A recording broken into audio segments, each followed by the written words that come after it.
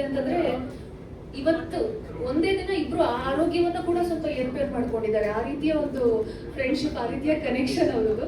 But very sweet that you know you hear. So sir, ನಾನು ಹೇಳಿ sir, ನಿಮ್ಮನ್ನ ಕೇಳಬೇಕು. ಈ ಗೆಳೆತನ ಅನ್ನೋದಿದೆಯಲ್ಲ, ನಮ್ಮ ಒಬ್ಬರಿಗೆ ಒಂದೊಂದು ವ್ಯಾಖ್ಯಾನ ಇದೆ ಅದ್ರದ್ದು. ನೀವು ಅದನ್ನ ಹೇಗೆ ವ್ಯಾಖ್ಯಾನಿಸ್ತೀರಿ? What is your definition of friendship?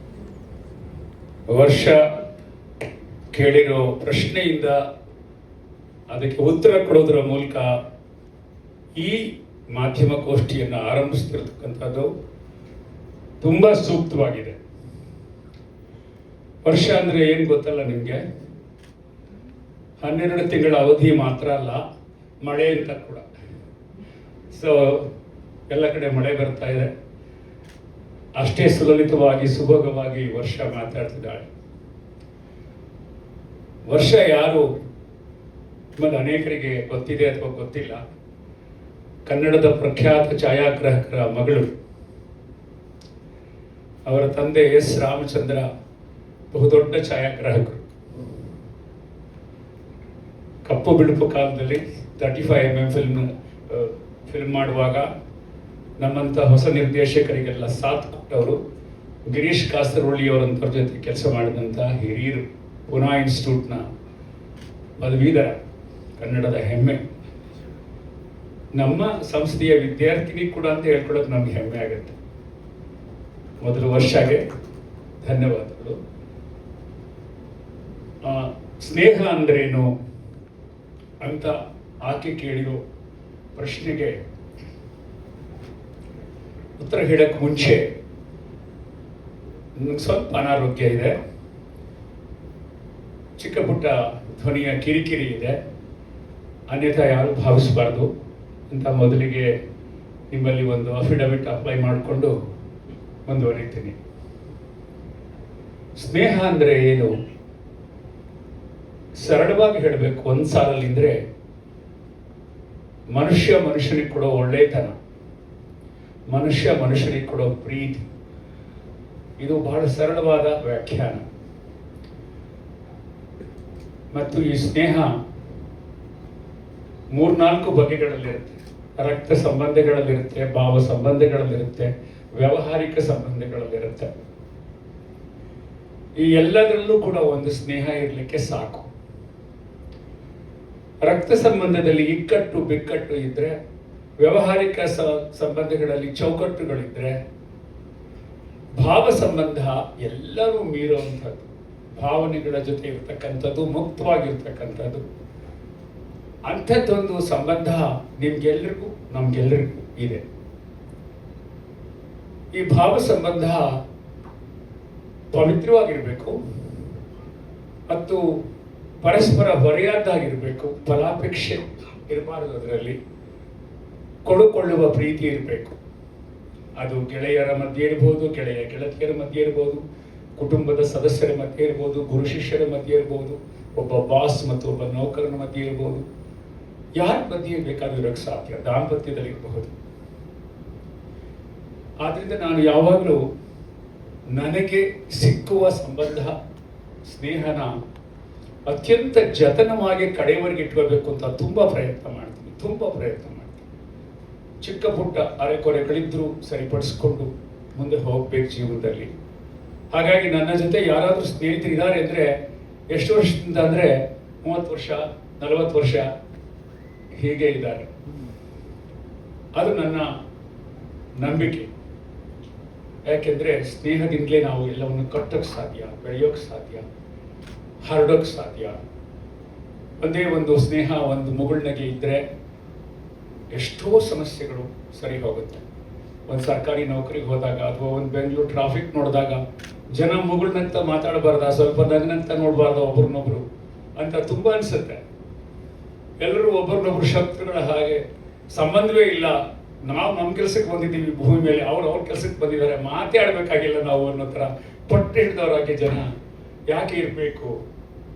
ಯಾವುದರ ಕೊರತೆ ಇದು? ಈ ಕೊರತೆಯನ್ನು ನೀಗಿಸುವುದೇ ಕಲೆಯ ಕೆಲಸ, ಸಾಹಿತ್ಯದ ಕೆಲಸ, ಸಿನಿಮಾದ ಕೆಲಸ, ಎನಿ ಆರ್ಟ್. ಅದರ ಕೆಲಸವೇ ಸ್ನೇಹದ ಬೆಸುಗೆ, ಮುಗುಳ್ನಗೆ ಮತ್ತೆ ಸಮಾಜವನ್ನು ಆರೋಗ್ಯಕರವಾಗಿ ಮುನ್ನಡೆಸ್ತಕ್ಕಂಥದ್ದು. ಹೀಗಾಗಿ ತುಂಬ ಜನ ಸ್ನೇಹಿತರನ್ನ ಹೊಂದಿದ್ದೇನೆ. ಅದು ಸಾಧ್ಯವೇ ಇಲ್ಲ ಅಂದಾಗ ಸ್ನೇಹ ತುಳಸಲ್ಪಡುತ್ತೆ, ಏನು ಮಾಡೋಕ್ಕಾಗಲ್ಲ. ಆದರೆ ಸಾಧ್ಯವಾದಷ್ಟು ಅರೆಕೊರೆಗಳ ನಡುವೆ ಸ್ನೇಹದ ಯಾತ್ರೆಯಲ್ಲಿ ಹೋಗ್ತಾ ಇರಬೇಕು. ಅದು ಜೀವನಕ್ಕೆ ಅಮೂಲ್ಯ ಅಂತ ನಾನು ಭಾವಿಸ್ತೇನೆ. ಸೊ ಕಡೆಯದಾಗಿ ವರ್ಷಗೆ ಉತ್ತರ, ಸ್ನೇಹ ಅಂದರೆ ಮನುಷ್ಯರಿಗೆ ಕೊಡೋ ಒಳ್ಳೆತನ. ಕೆಲಸತಿ ಒಳ್ಳೆತನ, ಕೆಲಸತಿ ಇಂಡೈರೆಕ್ಟ್ ಗಿಫ್ಟ್ಗಳು ಆಗ್ಬಹುದು. ಆ ಒಂದು ಸ್ನೇಹನ, ಬಾಂಧವ್ಯನ ಮುಂದುವರಿಸ್ಕೊಂಡು ಹೋಗೋದು. ನನಗೆ ಯಾಕೆ ಈ ಒಂದು ಅಂಶ ತಲೆಗೆ ಬರ್ತಿದೆ ಅಂತಂದ್ರೆ, ನಿಮ್ಮಿಬ್ಬರ ಏನೊಂದು ಸ್ನೇಹ ಸಂಬಂಧ ಇದೆ, ಅದೀಗ ಒಂದು ಹೆಜ್ಜೆ ಮುಂದೆ ಹೋಗಿ ಒಂದು ವಿಶೇಷ ರೂಪವನ್ನು ಪಡ್ಕೊಂಡಿದೆ. ದಟ್ ಇಸ್ ಮನೋಮೂರ್ತಿ ಮ್ಯೂಸಿಕ್ ಅಲ್ವಾ? ಹಾಗಾಗಿ ಈ ಪರ್ಟಿಕ್ಯುಲರ್ ಪ್ರಶ್ನೆ ನನ್ನ ತಲೆಗೆ ಬಂದಿತ್ತು, ಇದನ್ನ ಮನಸ್ಸಿನಲ್ಲಿ ಇಟ್ಕೊಂಡು. ಸೊ ನಿಮ್ಮ ಒಂದು ಹೊಸ ಪ್ರಯತ್ನ ನಮ್ಮ ಕನ್ನಡಿಗರ ಮುಂದೆ ಮನೋಮೂರ್ತಿ ಮ್ಯೂಸಿಕಲ್ ಬರಲಿದೆ. ಇದನ್ನ ನಿಮ್ಮ ಫ್ರೆಂಡ್ಶಿಪ್ನ ಒಂದು ಲೆನ್ಸ್ ಇಟ್ಕೊಂಡು ನೀವು ಹೇಗೆ ನೋಡ್ತೀರಿ? ಎಲ್ಲರಿಗೂ ನಮಸ್ಕಾರ. ಫಸ್ಟ್ ಆಫ್ ಆಲ್ ನನಗೂ ಏನೋ ಇಲ್ಲಿ ಕಿರಿಕಿರಿ ಆಗಿದೆ, ವಾಯ್ಸ್ ಗೊತ್ತಾಗುತ್ತಲ್ವಾ. So and especially today I very happy Chandru because ನಾನು ಎಷ್ಟು ಕಮ್ಮಿ ಮಾತಾಡ್ತೀನಿ, ನಾವು he can take up all my mic. I don't mind. So ನಮ್ಮ ಏನೋ ಫ್ರೆಂಡ್ಶಿಪ್ ಮಾತ್ರ ಅಲ್ಲ, association and my chance in films ಬಂದಿದ್ದು. I am going to play a scratch tune. Okay, ಬನ್ನಿ. Tune number 49. ಈ ನಂಬರ್ ಬಹಳ ಮುಖ್ಯವಾದ ನಂಬರು. ಇನ್ನೊಂದ್ಸತಿ ರಿಪೀಟ್ ಮಾಡಿ. It's very important. Tune number 49.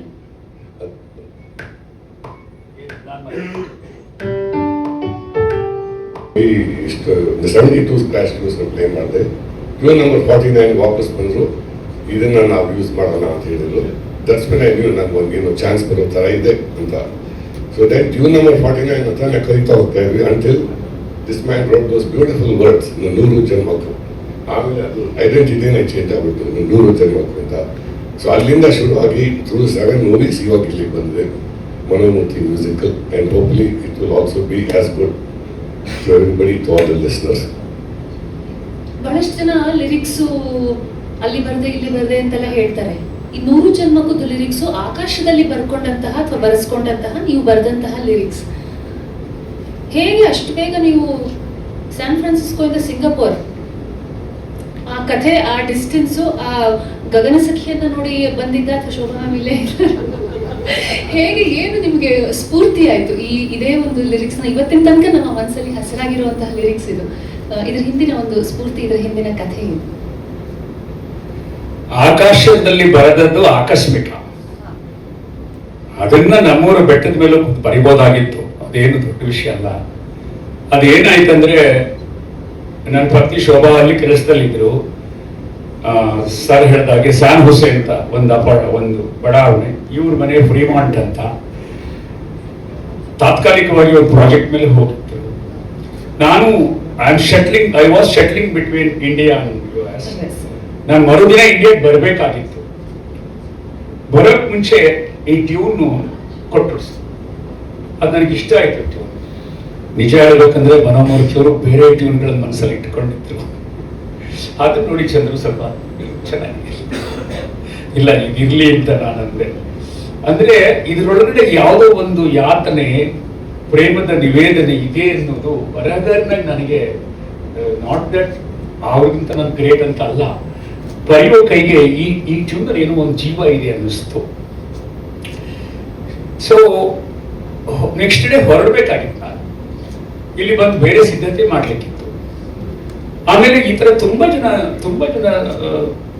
ಸಂಗೀತ ನಿರ್ದೇಶಕರು, ನಟರು, ಛಾಯಾಗ್ರಾಹಕರು, ನಿರ್ದೇಶಕರ ಹತ್ರ ಅವಕಾಶ ಕೇಳೋದಿರುತ್ತೆ. ಅದ್ಯಾರು ದೊಡ್ಡ ವಿಷಯವನ್ನೆಲ್ಲ ಕಾಮನ್ ಇದೆ ಇಂಡಸ್ಟ್ರಿ, ಟ್ರೇಡ್ ಅಲ್ಲಿ ಇರ್ತಕ್ಕಂಥದ್ದು. ಆದ್ರೆ ನನಗೆ ಏನು ಬಹಳ ಇಷ್ಟವಾಯಿತು ಅಂತ 2 ಅಂಶಗಳು ಮನೋಮೂರ್ತಿಯವ್ರ ಬಗ್ಗೆ ಹೇಳಬೇಕು. ಇಲ್ಲಿ ಅನೇಕ ಕಿರಿಯರಿದ್ದೀರಿ, ಸಿನಿಮಾದಲ್ಲಿ ಕೆಲಸ ಮಾಡುವಂಥ ಉತ್ಸಾಹಿಗಳು, ಇದನ್ನು ಕೇಳಿಸ್ಕೊಳ್ಬೇಕು. ಏನಂದ್ರೆ, ನೀವು ಯಾವುದಾದ್ರೂ ಒಂದು ಪ್ರಾಜೆಕ್ಟ್ನ ಒಪ್ಪಿಕೊಂಡಾಗ ಅದನ್ನು ತುಂಬ ಆಳವಾಗಿ ಪ್ಯಾಷನೇಟ್ ಆಗಿ ಮಾಡಬೇಕು. ನಂಬರ್ 1. 2, ಸಕಾಲಕ್ಕೆ ಮಾಡಬೇಕು. ತುಂಬಾ ಮುಖ್ಯವಾದ ಟೈಮ್ ಸೆನ್ಸ್ ಮತ್ತೆ ಕ್ವಾಲಿಟಿ ಡೆಲಿವರಿ ಮಾಡೋದು ತುಂಬಾ ಮುಖ್ಯವಾದ. ನಾನು ಅತ್ಯುನ್ನತವಾದ ಕ್ವಾಲಿಟಿ ಕೊಡ್ತೀನಿ, ಒಂದು 10 ವರ್ಷ ಕಾಯಿದೆ ಅಂದರೆ ಯಾರು ನಿಮಗೋಸ್ಕರ ಕಾಯಲ್ಲ. ಅದು ಬಹಳ ತಪ್ಪಾಗುತ್ತೆ. ಇನ್ನೊಂದು, ತಕ್ಷಣಕ್ಕೆ ಕೊಡ್ತೀನಿ, ಆದರೆ ತುಂಬಾ ಮೀಡಿಯೋಕರ್ ಏನೋ ಒಂದಷ್ಟು ಕೊಟ್ಬಿಡ್ತೀನಿ ಟ್ರ್ಯಾಶ್ ಅಂದ್ರೆ ಅದನ್ನು ಕೂಡ ಯಾರೂ ಇವತ್ತು ಒಪ್ಕೊಳ್ಳಲ್ಲ. ಈ ದೃಷ್ಟಿಯಿಂದ ಆ 2 ಪಾಯಿಂಟ್ಸ್ ಮನೋಮೂರ್ತಿಯವ್ರ ಬಗ್ಗೆ ನನಗೆ ತುಂಬಾ ಮುಖ್ಯವಾದಂತಹ ಪಾಯಿಂಟ್ಸ್ಗಳು. ಆ ಮನುಷ್ಯ ಬೆಳಗ್ಗೆ 5 ಗಂಟೆಗೆ ಎದ್ದು ಸ್ಯಾನ್ ಫ್ರಾನ್ಸಿಸ್ಕೋಗೆ ಹೋಗಿ ಮ್ಯೂಸಿಕ್ ಪ್ರಾಕ್ಟೀಸ್ ಮಾಡಿಕೊಂಡು ಮ್ಯೂಸಿಕ್ ಶಾಲೆಯಲ್ಲಿ ಕಲ್ತ್ಕೊಂಡು ಅಲ್ಲಿಂದ ಬಂದು ಅವರು ಒಂದು ಕಂಪನಿಯಲ್ಲಿ ಕೆಲಸ ಮಾಡ್ತಿದ್ರು. ಅದ್ರ ಜೊತೆಗೆ ಮ್ಯೂಸಿಕ್ ಪರ್ಸ್ಯೂ ಮಾಡ್ತಾ ಇದ್ರು. ಕ್ಯಾಲಿಫೋರ್ನಿಯಾ ಕನ್ನಡ ಸಂಘಕ್ಕೆ ಅನೇಕ ಭಾವಗೀತೆಗಳು, ಕನ್ನಡ ಭಾವಗೀತೆಗಳನ್ನು ಕಂಪೋಸ್ ಮಾಡ್ತಿದ್ರು. ಸ್ಥಳೀಯ ಗಾಯಕ ಗಾಯಕಿಯರನ್ನ ಎನ್ಕರೇಜ್ ಮಾಡ್ತಾ ಇದ್ರು. ಅವ್ರ ಮನೆಗೆ ಹೋಗಿ ನೋಡಿದೆ, ಅವ್ರ ಸ್ಟುಡಿಯೋ ನೋಡಿದೆ, ಅವ್ರ ಕಮಿಟ್ಮೆಂಟ್ ನೋಡಿದೆ. ಅದು ನನಗೆ ಬಹಳ ಇಷ್ಟವಾಯಿತು. ಯಾವುದೇ ಒಂದು ಕೆಲಸವನ್ನ ನನಗೆ ಗೊತ್ತಿತ್ತು, ನಾನು ಇರೋ ಟೈಮ್ ಕಡಿಮೆ ಇದೆ, ನಾನು ಇಂಡಿಯಾಗೆ ಬರಬೇಕು ಅಂತ. ನಾನು 10 ಟ್ಯೂನ್ ಬೇಕು ಅಂತ ಹೇಳಿದ್ರೆ ಅವರು 50 ಟ್ಯೂನ್ಗಳ ಬ್ಯಾಂಕ್ಗಳನ್ನ ತಂದು ಕೊಡ್ತಾ ಇದ್ರು. ಇದು ಒಂದು ಡೆಡಿಕೇಶನ್, ಬಹಳ ಮುಖ್ಯವಾದದ್ದು ನಾನು ಹೇಳಬೇಕಾದ್ದು. ಆಮೇಲೆ ಅವರು ನನ್ನ ಹತ್ರ ಬಂದು ಅವಕಾಶ ಕೇಳ್ತಿದ್ದಾರೆ ಎನ್ನುವಂತಹ ದರ್ಪ ನನಗೂ ಇರಬಾರ್ದು. ಹಾಗಂತ ಅವರು ಅನಗತ್ಯವಾಗಿ ನನಗೆ ಸೈಕೋ ಪಾಯಿಂಟ್ ಆಗಿರ್ಬೇಕು, ಏನೋ ಏನೋ ಏನೋ ಮಾಡಿ ನನ್ನನ್ನು ಸಂಪ್ರೀತಿಗೊಳಿಸ್ಬೇಕು ಅನ್ನುವಂಥದ್ದು ಇರಬಾರದು. ಇದೆರಡೂ ನಮ್ಮ ಮಧ್ಯೆ ಇರಲಿಲ್ಲ. ಇದು ತುಂಬಾ ಮುಖ್ಯವಾದ ಮಾತು ಹೇಳೋದು. ಆ 48 ಟ್ಯೂನು ತಂದಾಗ ನಾನು ಏನೋ ಟೀ ಮಾಡ್ತಾ ಕೂತಿದ್ದೆ. ಅವ್ರು ಒಂದೊಂದಾಗಿ ಪ್ಲೇ ಮಾಡ್ತಾ ಇದ್ರು. ಇಲ್ಲಿ ಮುಂದೆ ಮುಂದೆ ಅಂತಿದ್ದೆ. ಅವ್ರಿಗೆ ಟೆನ್ಷನ್ ಆಗ್ತಿತ್ತು, ಯಾಕೆ ಎಲ್ಲ ಟ್ಯೂನು ಮುಂದಕ್ಕೆ ಹೋಗ್ತಾನೆ ಕ್ವಯಟ್ ಆಗಿದ್ದಾರೆ. ಆಮೇಲೆ ಈ ಟ್ಯೂನ್ ಬಂದಾಗ ಇನ್ನೊಂದ್ಸಲಿ ಪ್ಲೇ ಮಾಡಿ ಅಂತ ಅಲ್ಲಿ ಸ್ಟಾಪ್ ಮಾಡಿದ್ವಿ. ಬಹುಶಃ ಮುಂದೆ ಮನೋಮೂರ್ತಿಯವರು ಮ್ಯೂಸಿಕ್ ಟ್ಯೂನ್ ನಂಬರ್ 48 ಅಂತ ಒಂದು ಕಾದಂಬರಿ ಬರೀಬಹುದು. ಟ್ಯೂನ್ ನಂಬರ್ 49 ಅಂತ ಒಂದು ನಾವೆಲ್ ಅಥವಾ ಒಂದು ಪುಸ್ತಕ ಬರೀಬಹುದು. ಅದನ್ನ ತಗೊಂಡು ಹೊರಟಾಗ ಅದು ಎಷ್ಟು ಚೆನ್ನಾಗಿ ನನಗೆ ಈ ಚಿತ್ರದಲ್ಲಿ ಅಗತ್ಯ ಇತ್ತು. ಸೂರ್ಯನ ಭಾವುಕತೆಗೆ, ಪ್ರೇಮ ನಿವೇದನೆಗೆ ಅಂದರೆ ಆಗ ಬೆಂಗಳೂರಿಗೆ ಸಿಂಗಪೂರಲ್ಲಿ ಸಿಗಲಿಲ್ಲ ಡೈರೆಕ್ಟ್ ಆಗಿ. ಮೊಯ ಚೆನ್ನೈ ಬರಬೇಕಾಗಿತ್ತು. ಸಿಂಗಪೂರಿಂದ ನಾನು ಸ್ಯಾನ್ ಫ್ರಾನ್ಸಿಸ್ಕೋಯಿಂದ ಹೊರಟಾಗ ಸರಿಯಾದ ಮಠ ಮಧ್ಯಾಹ್ನ ಹಗಲು ಮೋಡಗಳು, ಬ್ಯೂಟಿಫುಲ್ ಸನ್ರೈಸ್ ನೋಡ್ತಕ್ಕಂಥ ಸನ್ಸೆಟ್ ಎಲ್ಲ ಸಿಕ್ಕುವಂಥ ಒಂದು ಲಾಂಗ್ ಫ್ಲೈಟ್. ಆಗ ಆ ಮೋಡಗಳು ಮತ್ತು ಆ ಸಂದರ್ಭಗಳು, ನಾನು ಯಾವಾಗಲೂ ಕಿಟಕಿ ಪಕ್ಕದ ಪ್ರಯಾಣಿಕ, ಯಾವಾಗಲೂ ಹೊರಗೆ ನೋಡ್ತಾ ಇರೋದು, ಕಾಣದೇ ಇರಲಿ ಏನೋ ಹುಡುಕ್ತಾ ಇರ್ತೀನಿ. ಅಲ್ಲಿ ನನಗೆ ಆ ಹಾಡಿಗೆ 100 ಜನ್ಮಕ್ಕೂ 106 ಜನ್ಮಕ್ಕೂ ಅನ್ನುವಂಥ ಪದಗಳ ಲಹರಿ ಹೊಡಿತಾ ಹೋಯ್ತು. ನಾನು ಮೂಲತಃ ನಿನಗೆ ಗೊತ್ತಲ್ಲಮ್ಮ, ಗದ್ಯ. I am prose writer. I love short stories. ಆದರೆ ಅಪರೂಪಕ್ಕೆ ನನ್ನಲ್ಲಿ ಕವಿ ಹುಟ್ಟುತ್ತಾನೆ. ಮತ್ತೆ ನನ್ನ ಗದ್ಯದಲ್ಲಿ ಪದ್ಯ ಇದೆ ಅಂತ ಹೇಳ್ತಾರೆ. ಅಂದ್ರೆ ಪೊಯಿಟಿಕ್ ಆಗಿ ಪ್ರೋಸ್ ಬರೀತೇನೆ. ಸತ್ಯ ಅದು. ಬಹುಶಃ ಆ ಶಕ್ತಿ ನನಗೆ ಬಳಕೆ ಆಯಿತು. ಅದು ಬಂದು ಸಿಂಗಪೂರ್ ಏರ್ಲೈನ್ಸ್ ನ ಚಾಂಗಿ ಏರ್ಪೋರ್ಟ್ ಅಲ್ಲಿ ವಿಮಾನದ ಚಕ್ರಗಳು ಗಡಗಡ ಅನ್ನುವಾಗ ಕರೆಕ್ಟಾಗಿ ಹಾಡು ಬಂದಿತ್ತು. ಅಷ್ಟೊಂದು ಕಳೆದು ಹೋಗಿದೆ ಹಾಡು. ಬಂದ ಕೂಡಲೇ ಹೇಳಿದೆ, ಒಳ್ಳೆ ಟ್ಯೂನು, ಒಳ್ಳೆ ಹಾಡು ಆಗುತ್ತೆ ಸರ್, ಇದನ್ನ ಮಾಡೋಣ ಅಂತ ಹೇಳಿ. ಆಮೇಲೆ ಇಂಡಿಯಾಗೆ ಬಂದು ಅವರು ಇಲ್ಲಿ ಒಂದು ಪುಟಾಣಿ ಸ್ಟುಡಿಯೋ, ಎಲ್ಲ ಹೊಸ ತಂತ್ರಜ್ಞರು, ರಾಜೇಶ್ ಕೃಷ್ಣನ್ ಕೂಡ ಆಗಿನ ಹೊಸಬ, ಅದು ಇಟ್ಕೊಂಡು ಹಿ ಕಂಡಕ್ಟೆಡ್ ದ ಶೋ. ಎಲ್ಲ ಅದ್ಭುತವಾಗಿ ಆ ಹಾಡು ರೂಪುಗೊಳ್ತು. ಅದು ಅವ್ರಿಗೂ ಸಲ್ಬೇಕಾದ್ರೆ ಯಶಸ್ಸು, ಆ ಸಾಹಿತ್ಯ ಕೊಟ್ಟ ನನಗೂ ಸಲ್ಬೇಕು, ಹಾಡಿದ ರಾಜೇಶ್ ಕೃಷ್ಣನಿಗೆ ಸಲ್ಬೇಕು. ಅಲ್ಲಿ ವಿಶೇಷವಾಗಿ ಅದನ್ನ ಆರ್ಕೆಸ್ಟ್ರಾ ಮಾಡಿದಾರಲ್ಲ, ಆ ಎಲ್ಲ ಗೆಳೆಯರಿಗೂ ಸಲ್ಬೇಕು. ಈ ಸಲ್ಲುವಿಕೆ ಒಂದೇ ಹಾಡಿಗೆ ಸೀಮಿತ ಅಲ್ಲ. ಯಾಕೆಂದ್ರೆ ಅಮೆರಿಕ ಅಂತ ತಗೊಂಡಾಗ ಒಂದಕ್ಕಿಂತ ಒಂದು ಸಂಗೀತ ಸಾಹಿತ್ಯ ಎರಡೂ ರೀತಿಯಲ್ಲಿ ಉತ್ಕೃಷ್ಟವಾದ ಗೀತೆಗಳು ನಮ್ಮ ಮುಂದೆ ಇದ್ವು. ನನ್ಗೆ ಬಹಳ ಇಂಟ್ರೆಸ್ಟಿಂಗ್ ಅನ್ಸುತ್ತೆ. ನೀವು ಗದ್ಯ ಜಾಸ್ತಿ ಪದ್ಯ ಬರೆಯಲ್ಲ ಅಂತ, ಆದ್ರೆ ಬೇರೆಯವರ ಕವಿತೆಗಳನ್ನ ಕೂಡ ಬಹಳ ಸುಂದರವಾಗಿ ನಿಮ್ಮ ಸಾಕಷ್ಟು ಚಿತ್ರಗಳಲ್ಲಿ ನೀವು ಹಾಡಿನ ಮೂಲಕ ಅಳವಡಿಸ್ಕೊಂಡಿದ್ದೀರಿ. ಇದರಲ್ಲಿ ಕೂಡ ಬಹಳ ಸ್ಪೆಷಲ್ ಅಂತಂದ್ರೆ ಯಾವ ಮೋಹನ ಮುರಳೀಕರ ಇತ್ತು. ಆಲ್ರೆಡಿ ಅದು ಬಹಳ ಪ್ರಸಿದ್ಧವಾಗಿತ್ತು, ಕನ್ನಡಿಗರ ಮನಸ್ಸಲ್ಲಿ ಆಲ್ರೆಡಿ ನೆಲೆಸ್ಬಿಟ್ಟಿತ್ತು. ಆದರೂ ಅದಕ್ಕೊಂದು ಹೊಸ ಟ್ಯೂನ್ ಬೇಕು ಅಂತ ಹೇಳಿ ಅಡಿಗರ ಆ ಒಂದು ಸಾಲುಗಳನ್ನ ನೀವು ಬಳಸ್ಕೊಂಡ್ರಲ್ಲ, ಅದರ ಹಿಂದಿನ ಒಂದು ಕಾರಣ ಏನು? ಅದೇ ಒಂದು ಪರ್ಟಿಕ್ಯುಲರ್ ಹಾಡನ್ನ ನೀವು ಆರಿಸ್ಕೊಂಡ್ರಿ ಈ ಅಮೆರಿಕ ಚಿತ್ರದಲ್ಲಿ. ಯಾವ ಮೋಹನ ಮುರಳಿ ಕರೆಯಿತು ದೂರ ತೀರಕ್ಕೆ ನಾನು. ಇದು ನನಗೆ 100 ಜನ್ಮಕ್ಕೂ ಅಷ್ಟೇ ಬಹಳ ಹೃದಯಸ್ಥವಾದ ಪ್ರೀತಿಯ ಹಾಡು. ಕಾರಣ ಏನಂದ್ರೆ, ಕನ್ನಡದ ನವ್ಯ ಕಾವ್ಯ ಪಂಥದಲ್ಲಿ ಗೋಪಾಲಕೃಷ್ಣ ಅಡಿಗರು ತುಂಬಾ ದೊಡ್ಡ ಹೆಸರು. ನಾನು ಅದನ್ನು MA ವಿದ್ಯಾರ್ಥಿ ಆಗಿದ್ದ ನನಗೆ ಪಠ್ಯವಾಗಿತ್ತು. ನಾನು ಪ್ರಾಕ್ಟಿಕಲ್ ಕ್ರಿಟಿಸಮ್ ಅಂತ ತಗೊಂಡಿದ್ದೆ, ಆ ಪ್ರಾಯೋಗಿಕ ವಿಮರ್ಶೆ ವಿದ್ಯಾರ್ಥಿ. ನಮಗೆ ಟೆಕ್ಸ್ಟ್ ಆಗಿತ್ತು. ಅದನ್ನ ತುಂಬ ಪ್ರತಿ ಪದವನ್ನ ಸೀಳಿ ನೋಡುವ, ಬಗೆದು ನೋಡುವ, ಅರ್ಥ ಮಾಡಿಕೊಳ್ಳುವಂತ ಅವಕಾಶ ನಮಗೆ ಬಂದಿದ್ದಾಗಿತ್ತು. ನನಗೆ ಆಗ ಅನಿಸಿತ್ತು, ಎಂದಾದ್ರೂ ಈ ಹಾಡನ್ನ ಚೆನ್ನಾಗಿ ಬಳಸ್ಕೋಬೇಕು ಒಂದೇ ಅಂತ. ಆಮೇಲೆ ಯಾವುದೇ ಒಬ್ಬ ಜೋಗಿ ಬಂದ್ರು, ಜೋಗಿಗೆ ಅವರು ನಮ್ಮೆಲ್ಲರ ಪರವಾಗಿ ಸ್ವಾಗತ. ಥ್ಯಾಂಕ್ಸ್ ಜೋಗಿ. ಯಾವುದೇ ಒಬ್ಬ ನಿರ್ದೇಶಕ ನನ್ನ ಪ್ರಕಾರ ತನ್ನ ಸಿನಿಮಾಗಳಿಗೆ ನನ್ನದೇ ಕಥೆಗಳಿರ್ಬೇಕು, ನಂದೇ ಕಾದಂಬರಿ ಇರಬೇಕು, ನಂದೇ ಗೀತೆಗಳಿರ್ಬೇಕು ಅಂತ ಹಠಕ್ಕೆ ಬೀಳಬಾರ್ದು. ಯಾವುದು ಆ ಕಥೆ ಆ ಸಂದರ್ಭಕ್ಕೆ ಸೂಕ್ತ ಅದನ್ನು ಎಲ್ಲಿಂದಾದ್ರೂ ತೆಗೆದು ಹಾಕೋಬೇಕು. ಯಾವ ಹಿರಿಯರದಾಗಿರ್ಲಿ, ಕೀರ್ತನೆ ಆಗಿರ್ಲಿ, ಜನಪದ ಆಗಿರ್ಲಿ, ವಚನ ಸಾಹಿತ್ಯ ಆಗಿರ್ಲಿ, ಸರ್ವಜ್ಞನ ತ್ರಿಪದಿ ಆಗಿರ್ಲಿ, ಭಾವಗೀತೆ ಆಗಿರ್ಲಿ ತಗೋಬೇಕು. ಅದು ನಾನು ಆ ಥರದ ಒಂದು ಮುಕ್ತ ಮಾರ್ಗವನ್ನ ಆರಂಭದಿಂದ ನಾನು ಇಟ್ಕೊಂಡಿದ್ದವನು. ಹೀಗಾಗಿ ಅಡಿಗರು ನನ್ನ ಮೆಚ್ಚಿನ ಕವಿಗಳ ಆ ಗೀತೆ ಏನಿತ್ತು, ಯಾವ ಮೋಹನ, ಬೇರೆ ಬೇರೆ ಅರ್ಥಗಳನ್ನು ಧ್ವನಿಸುವಂತ ಗೀತೆ. ಅದನ್ನ ಒಂದು ರೀತಿ ಗೋಪಾಲಕೃಷ್ಣ ಅಡಿಗರು ಮುಂದೆ ನಾಗತೇಳಿ ಚಂದ್ರಶೇಖರ ಅಂತ ಒಬ್ಬ ಬಂದು ಸಿನಿಮಾ ಮಾಡ್ತಾನೆ, ಅವನಿಗೆ ಬೇಕಾಗಬಹುದು ಅಂತ ಬರೆದಿಟ್ಟು ಹೋದ್ರೇನೋ ಅನ್ನೋ ಹಾಗೆ ಅನ್ಸುತ್ತೆ ಅದರ ಪದಗಳನ್ನ ಓದಿದಾಗ. ಹೌದು, ಆದ್ರೆ ಅದಾಗ್ಲೇ ಭಾವಗೀತೆಯಾಗಿ ತುಂಬಾ ಯಶಸ್ವಿ ಆಗಿತ್ತು. ಮೈಸೂರು ಅನಂತ ಸ್ವಾಮಿ ಮಾಡಿದ್ರು, ರತ್ನಮಾಲ ಹಾಡಿದ್ರು. ಅದ್ಯಾವುದನ್ನು ಕೇಳದೆ, ಆ ಒಂದು ಕಂಪೋಸಿಷನ್ಗೆ ಕಿವಿಗೊಡದೆ ಸಂಪೂರ್ಣ ಭಿನ್ನವಾಗಿ ಮನೋಮೂರ್ತಿಯವರು ಮಾಡಬೇಕು ಅಂತ ನನ್ನ ಅಪೇಕ್ಷೆ ಪಟ್ಟಿತ್ತು. ಇವತ್ತು 100 ಜನ್ಮಕ್ಕೂ ಎಷ್ಟು ಜನಪ್ರಿಯವೋ ಯಾವ ಮೋಹನ ಮುರಳಿ ಕೂಡ ಅಷ್ಟೇ ಜನಪ್ರಿಯ. ಇದು ಏನನ್ನೇ ಹೇಳುತ್ತೆ ವರ್ಷ ಅಂದ್ರೆ, 100 ಜನ್ಮಕ್ಕೂ ಟ್ಯೂನಿಗೆ ಬರದ ಹಾಡು, ಯಾವ ಮೋಹನ ಮುರಳಿ ಸಾಹಿತ್ಯಕ್ಕೆ ಬರದ tune, the rare combination of both, ಅದು ಕೂಡಿ ಬಂದದ್ದು. ಅದರ ಕಂಪೋಸಿಷನ್ ಬಗ್ಗೆ ಮನೋರು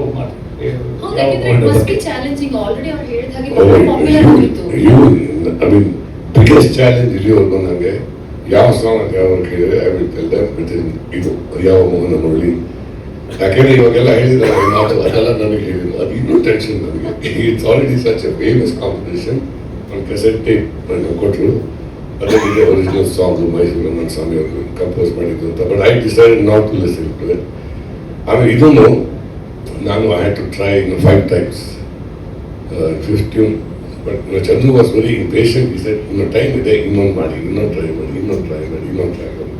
on the 5th one he liked it. That's when we locked. ಆಮೇಲೆ ನಾನು ಆ ಸಾಂಗ್ ಫಿನಿಶ್ ಮಾಡಿದೆ.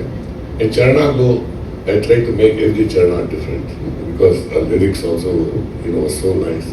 ಅದಕ್ಕೆ ಫಿಟ್ ಆಗುತ್ತಾರೆ. Because this has been the most challenging song for me. I'm sure. ಅಮೆರಿಕದಲ್ಲಿ ಮತ್ತೊಂದು ಬಹುಶಃ ನನಗೆ ರೆಲೆವೆಂಟ್ ಹಾಡು ಅಂತ ಅನ್ಸೋದು ಹೇಗಿದೆ ನಮ್ಮ ದೇಶ. ಅದು ಅಷ್ಟೇ, ನೀವೇನು ನಾಸ್ಟ್ರಡಾಮಸ್ ತರ ಫ್ಯೂಚರ್ ಅಲ್ಲಿ ಹೀಗಿರುತ್ತೆ ಅಂತ ಅನ್ಸಿ ಅದರಲ್ಲಿರೋ ಕೆಲವು ಸಾಲುಗಳು, ಕಾವೇರಿ ವಿವಾದ ಆಗಿರ್ಬೋದು, ಬೆಂಗಳೂರು ಟ್ರಾಫಿಕ್ ಆಗಿರ್ಬೋದು, ರೆಂಟಲ್ ಸಮಸ್ಯೆಗಳಾಗಿರ್ಬೋದು, ಆಗ 90s ಅಲ್ಲಿ ಬರೆದಿದ್ದು ಇವತ್ತಿಗೂ ಅಷ್ಟೇ ಪ್ರಸ್ತುತವಾಗಿದೆ. ಅದರ ಹಿಂದಿನ ಇನ್ಸ್ಪಿರೇಷನ್ ಏನು, ಆ ಸಾಲುಗಳ ಹಿಂದಿನ ಇನ್ಸ್ಪಿರೇಷನ್? ನನ್ನ ಪ್ರವಾಸ ಕಥನಗಳು ಬಹುತೇಕ ಜೋಗಿ ದಾರಿಲಿ ಗೊತ್ತಿದೆ.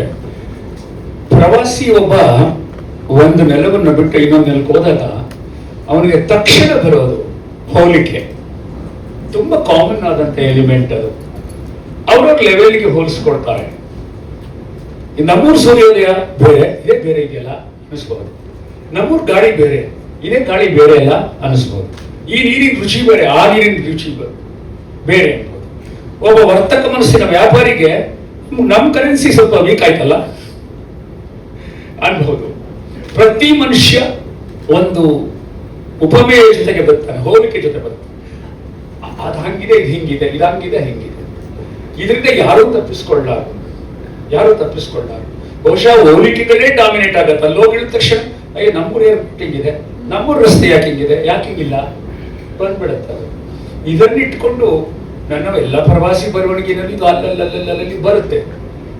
ಆದ್ರೆ ಇದರಲ್ಲಿ ಏನಾಯ್ತು ಅಂದ್ರೆ ಅಮೆರಿಕದ ಜೊತೆಗೆ ಅಮೆರಿಕಕ್ಕೆ ಹೋದಂತಹ ಭಾರತೀಯರು ಭಾರತವನ್ನು ಹೋಲಿಸಿಕೊಂಡಾಗ ಹೇಗಿರುತ್ತೆ ಆ ಹಾಡು ನೋಡಿ. ಸ್ವಲ್ಪ ಪ್ರೋಸ್ ತರನೇ ಇದೆ. ಹೇಗಿದೆ ನಮ್ಮ ದೇಶ, ಹೇಗಿದೆ ನಮ್ಮ ಭಾಷೆ, ಪ್ರಶ್ನೋತ್ತರ ತರ ಇದೆ. 100 ಜನ್ಮಕ್ಕೆ ತರ ಹೆಚ್ಚು ಪೊಯಿಟಿಕ್ ನೆಲೆ ಹೋಗಲ್ಲ.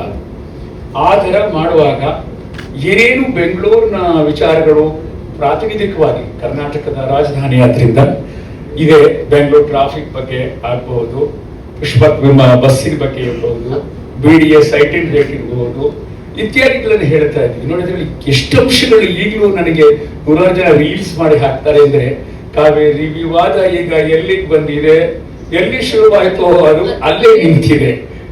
ಇವತ್ತು ಅದೇ ಜಗಳ ನಡೀತಾ ಇದೆ. ಪರಿಹಾರವೇ ಸಿಕ್ಕಿಲ್ಲ, ಸಿಗೋಕ್ ಸಾಧ್ಯ ಸ್ಥಿತಿ ನಾವಿದ್ದೀವಿ. ಈ ತರ ಒಂದು ಚಿತ್ರಗೀತೆ ಸಿನಿಮಾದಲ್ಲೂ ಸಲ್ಬೇಕು, ಸಿನಿಮಾದಲ್ಲಿ ಸಲ್ವಾಗ್ಲೂ ಸಿನಿಮಾ ಆಚೆಗೂ ನಿಲ್ಬೇಕು. ಸಿನಿಮಾಕ್ಕೆ ಸಲ್ಲೋದು ಒಂದಿರುತ್ತೆ, ಸಿನಿಮಾ ಆಚೆಗೆ ನಿಲ್ಲೋದು ಗೆಲ್ಲೋದು ಒಂದಾಗತ್ತೆ. ಆ ಸಿನಿಮಾ ಆ ಹಾಡು ಗೆಲ್ತು. ಈಗ್ಲೂ ಅಣ್ಣವ್ರೇ ನಂಬರ್ 1 ಸ್ಟಾರ್ ಅಮ್ಮ. ಅಣ್ಣವ್ರು ಇಲ್ಲ, ಬಟ್ ಈಗಲೂ ನಿಜವಾದ ನಾಯಕ ಅವರೇ. ಇವತ್ತಿಗೂ ನಮ್ಮ ನಿಜವಾದ ನಾಯಕ. ಅನೇಕ ಮೌಲ್ಯಗಳ ವಿಷಯದಲ್ಲಿ ಅವರೇ. ಅದೊಂದು ಕಾಲಾತೀತವಾದ ಕೆಲಸ ಆ ಹಾಡಿನಲ್ಲಿ ಆಯ್ತು. ಅದನ್ನು ಪ್ರೋಸ್ ತರನೇ, ಕ್ವಶನ್ ಅಂಡ್ ಆನ್ಸರ್ ತರನೇ ಮನು ಬಹಳ ಚೆನ್ನಾಗಿ ಪೋಸ್ಟ್ ಮಾಡಿದ್ರು ಅದನ್ನ.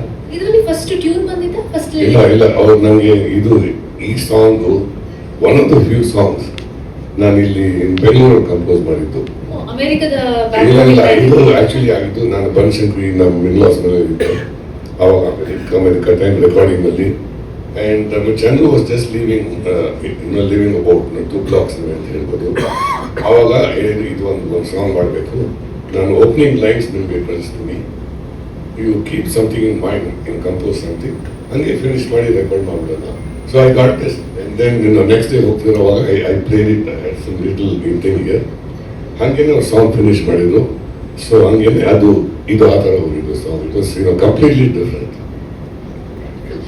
ಅಮೆರಿಕ ಚಿತ್ರದ ಟೈಟಲ್ ಟ್ರ್ಯಾಕ್ ಹಾ ಹಾ ಹಾ ಅಮೆರಿಕ.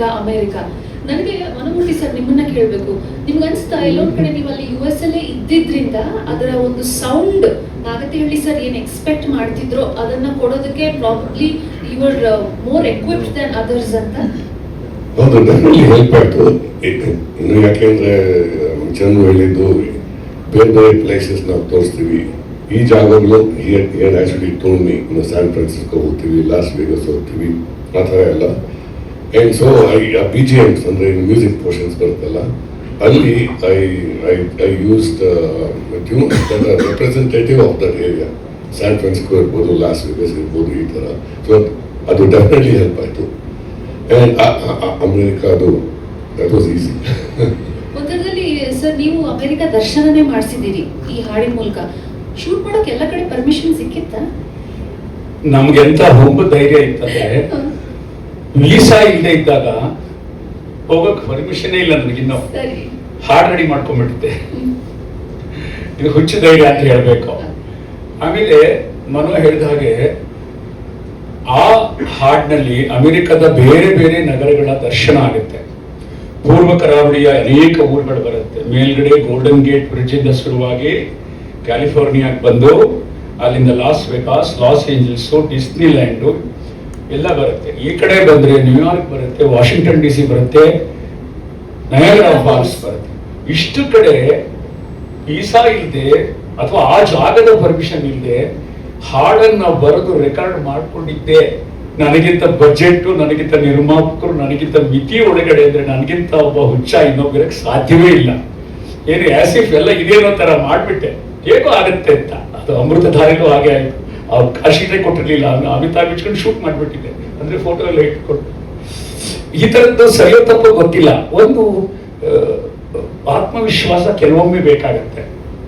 ಯಾಕೆ ಅಷ್ಟು ಕಡೆ ಮಾಡಿದ್ವಿ ಅಂದ್ರೆ ಆಗ ಅಮೆರಿಕ ಬಗ್ಗೆ ಎಲ್ಲರಿಗೂ ಬೆರಗಿತ್ತು, ತುಂಬಾ ಬೆರಗಿತ್ತು. ಅಮೆರಿಕ ಅಂದ್ರೆ 30 ವರ್ಷಗಳ ಹಿಂದೆ ಅದು ಒಂದು ಇಡೀ ಭಾರತ ಅಲ್ಲಿ ಹೋಗ್ತಾ ಇತ್ತು. ಲೋಕ ಆಗಿತ್ತು ಅವಾಗ. ಬಹಳ ಎಲ್ರಿಗೂ ಅದನ್ನ ನೋಡೋ ಉತ್ಸಾಹ ಇತ್ತು. ಇವತ್ತು ಆ ಬೆರಗಿಲ್ಲ, ಆ ಪ್ರಶ್ನೆ ಬೇರೆ. ಅವತ್ತು ಅದಕ್ಕೋಸ್ಕರ ಒಂದು ಟೈಟಲ್ ಸಾಂಗ್ ಇಡೀ ಅಮೆರಿಕ ದರ್ಶನ ಮಾಡಿಸ್ಬೇಕು ಅದು ಅನ್ನೋದು ನನ್ನ ಅಪೇಕ್ಷೆ ಆಗಿತ್ತು. ಆಮೇಲೆ ವೀಸಾ ಸಿಗ್ಲಿಲ್ಲ, ನಿರಾಶೆ ಆಯ್ತು, ಆಮೇಲೆ ಏನೋ ಆಯ್ತು ಇತ್ಯಾದಿ, ಅದು ಬೇರೆ ಕತೆ. ಕಡೆಗೆಲ್ಲ ಫಲಿಸ್ತು, ಅದು ಬಹಳ ಮುಖ್ಯ. ಹಾಗೆ ಹೇಳಿದೆ ನಾನು, ಇಷ್ಟು ಊರುಗಳನ್ನ ನಾವು ಪ್ರಾತಿನಿಧ್ಯಕ್ಕೆ ತೋರಿಸ್ಬೇಕು. ಈ ಊರಿನ ಸಂಗೀತ ಏನಿದೆ ಸಿಗ್ನೇಚರ್, ಅದನ್ನೇ ನಾವು ಬಳಸೋಣ. ನೀವಲ್ಲಿ ನ್ಯೂಯಾರ್ಕ್ ಬರುವಾಗ ನ್ಯೂಯಾರ್ಕ್ನ ನಾಡಗೀತೆ ನಮ್ಗೆ ಹೇಗೆ ಜೈ ಭಾರತ ಜನನಿ ಇದೆಯೋ ಅದು ಅದರ ಆರ್ಕೆಸ್ಟ್ರಾ ಇದೆ. When you watching San Francisco ಅದಕ್ಕೆ ಸಂಬಂಧಪಟ್ಟದ್ದಿದೆ, ಲಾಸ್ ವೆಗಾಸ್ಗೆ ಒಂದಿದೆ, ಲಾಸ್ ಏಂಜಲ್ಸ್ಗೆ ಒಂದಿದೆ. ಅದನ್ನೆಲ್ಲ ತುಂಬ ಅಥೆಂಟಿಕ್ ಆಗಿ ಮನೋಮೂರ್ತಿಯವರು ಕಂಪೋಸ್ ಮಾಡಿದ್ರು. ನಾನು ಇದನ್ನು ಯಾಕೆ ಈ ಸಂದರ್ಭದಲ್ಲಿ ಹೇಳ್ತೀನಿ ಅಂದ್ರೆ, ಇಲ್ಲಿ ಮಾಧ್ಯಮದ ಎಚ್ಚೆತ್ತ ಬುದ್ಧಿವಂತ ಪ್ರಬುದ್ಧ ಗೆಳೆಯರಿದ್ದೀರಿ.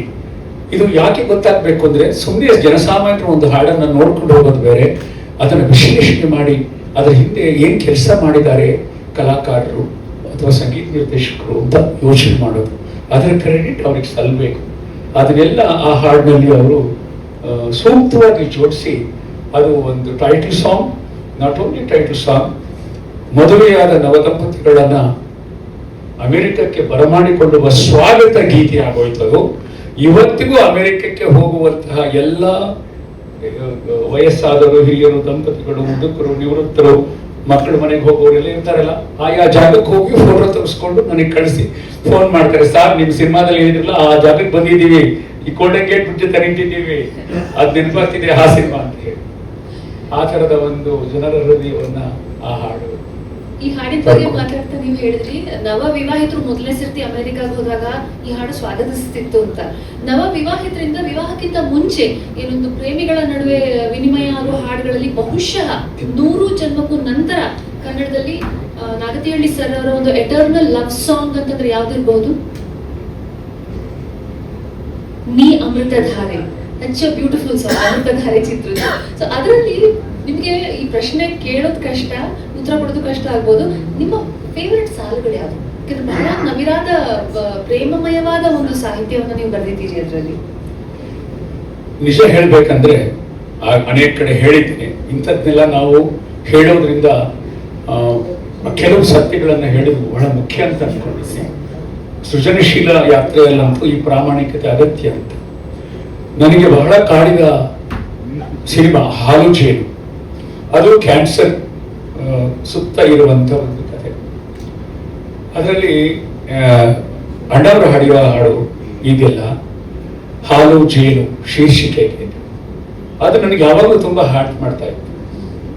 ಹಾಲು ಜೇನು ಒಂದಾದ ಹಾಗೆ ನನ್ನ ನಿನ್ನ ಜೀವನ. ಆ ಸಾಲು, ಆ ಒಂದು ಹಾಡಿನ ಸ್ಫೂರ್ತಿಯಿಂದ ನೀ ಅಮೃತಧಾರೆ ಹಾಡು, ಅಟ್ಲೀಸ್ಟ್ ಪಲ್ಲವಿ ಮಾತ್ರ ಹೇಳ್ತಾ ಇರೋದು ನಾನು. ಆ ಮಾತು ನೀ ಇಲ್ಲವಾದರೆ ನಾ ಹೇಗೆ ಬಾಳಲಿ ಅನ್ನುವಂಥದ್ದು ಅಣ್ಣಾವರ ಧ್ವನಿಯಲ್ಲಿದ್ದ ಒಂದು ಆರ್ತ ನೋವು ಇತ್ತಲ್ಲ, ಹೆಂಡತಿಗೆ ನೋಡ್ಕೊಳ್ತಾ ಹೆಂಡತಿಯನ್ನ ಉಪಚರಿಸ್ತಾ ಹಾಡ್ತಾರಲ್ಲ ಅವರು, ಅದು ನನಗೆ ಈ ಹಾಡು ಬರಲಿಕ್ಕೆ ಪ್ರೇರಣೆ ಆಯಿತು. ಅದರಲ್ಲೂ ಕೂಡ ಒಂದು ಸಾಲು ನಾನು ಮೊದಲ ಸಾಲು ಕೊಟ್ಟೆ, ಟ್ಯೂನ್ ಆಮೇಲೆ ಮಾಡಿದ್ದು ನೀ ಅಮೃತಧಾರೆಯನ್ನು ಸಾಲು ನಾನು ಕೊಟ್ಟೆ. ಕೆಲವು ಸಂಗೀತ ನಿರ್ದೇಶಕರು ಮೊದಲ ಸಾಲು ಕೇಳ್ತಾರೆ ಇನ್ಸ್ಪಿರೇಷನ್. ಹಂಸಲೇಖ ಅವರು ನನಗೆ ಅದ ರೀತಿ ಒಂದು ಲೈನ್ ಕೊಡಿ ಮೇಷ್ಟ್ರೆ ಅಂತ ಹೇಳೋರು, ಅದ್ರ ಮೇಲೆ ಬಿಲ್ಡಪ್ ಮಾಡ್ಕೋತಾರೆ ಅವರು. ಕೆಲವು ಸಂದರ್ಭಗಳಲ್ಲಿ ಒಂದು ಪ್ರಸಿದ್ಧ ಭಾವಗೀತೆಗಳಲ್ಲಿ ಆ ಥರ ಸಾಧ್ಯ ಇರಲ್ಲ. ಇದರಲ್ಲಿ ನನಗೆ ನೆನಪಿರೋ ಹಾಗೆ ನೀ ಅಮೃತಧಾರೆ ಕೊಟ್ಟು ಹೇಳಬೇಕು. ಇನ್ನೊಂದು ಮುಖ್ಯವಾದ ಮಾತು, ಮನೋಮೂರ್ತಿ ಅವರಿಗೆ ದೊಡ್ಡ ಶಕ್ತಿ ಆಗಿದ್ದದ್ದು ಈಗಿಲ್ಲ ಅವರು. ಪಾಪ ಇವ್ರ ತಂದೆಯವರು ಡಾಕ್ಟರ್ ಸತ್ಯಮೂರ್ತಿಯವರು ಸ್ವಲ್ಪ ಸಾಹಿತ್ಯ ಎಲ್ಲ ಓದ್ಕೊಂಡಿದ್ದು. ಅವರು ಇವರಿಗೆ ಅದರ ಅರ್ಥಗಳನ್ನು ವಿವರಿಸಿ ಹೇಳಿ ಏನನ್ನು ಎಷ್ಟು ಕೇಳ್ತಾ ಇದ್ದಾರೆ ಅನ್ನೋದನ್ನ ನಮ್ಮ ಮಧ್ಯೆ ಒಂದು ಬ್ರಿಡ್ಜ್, ಗೋಲ್ಡನ್ ಗೇಟ್ ಬ್ರಿಡ್ಜ್ ತರ ಇದ್ರು. ಬಿಡುಗಡೆ ಮಾಡ್ತಾರೆ, ನಂತರ ನಿಮ್ಮ ಒಂದಿಷ್ಟು ಅಭಿಪ್ರಾಯನ ನೀವು ಹೇಳಿ.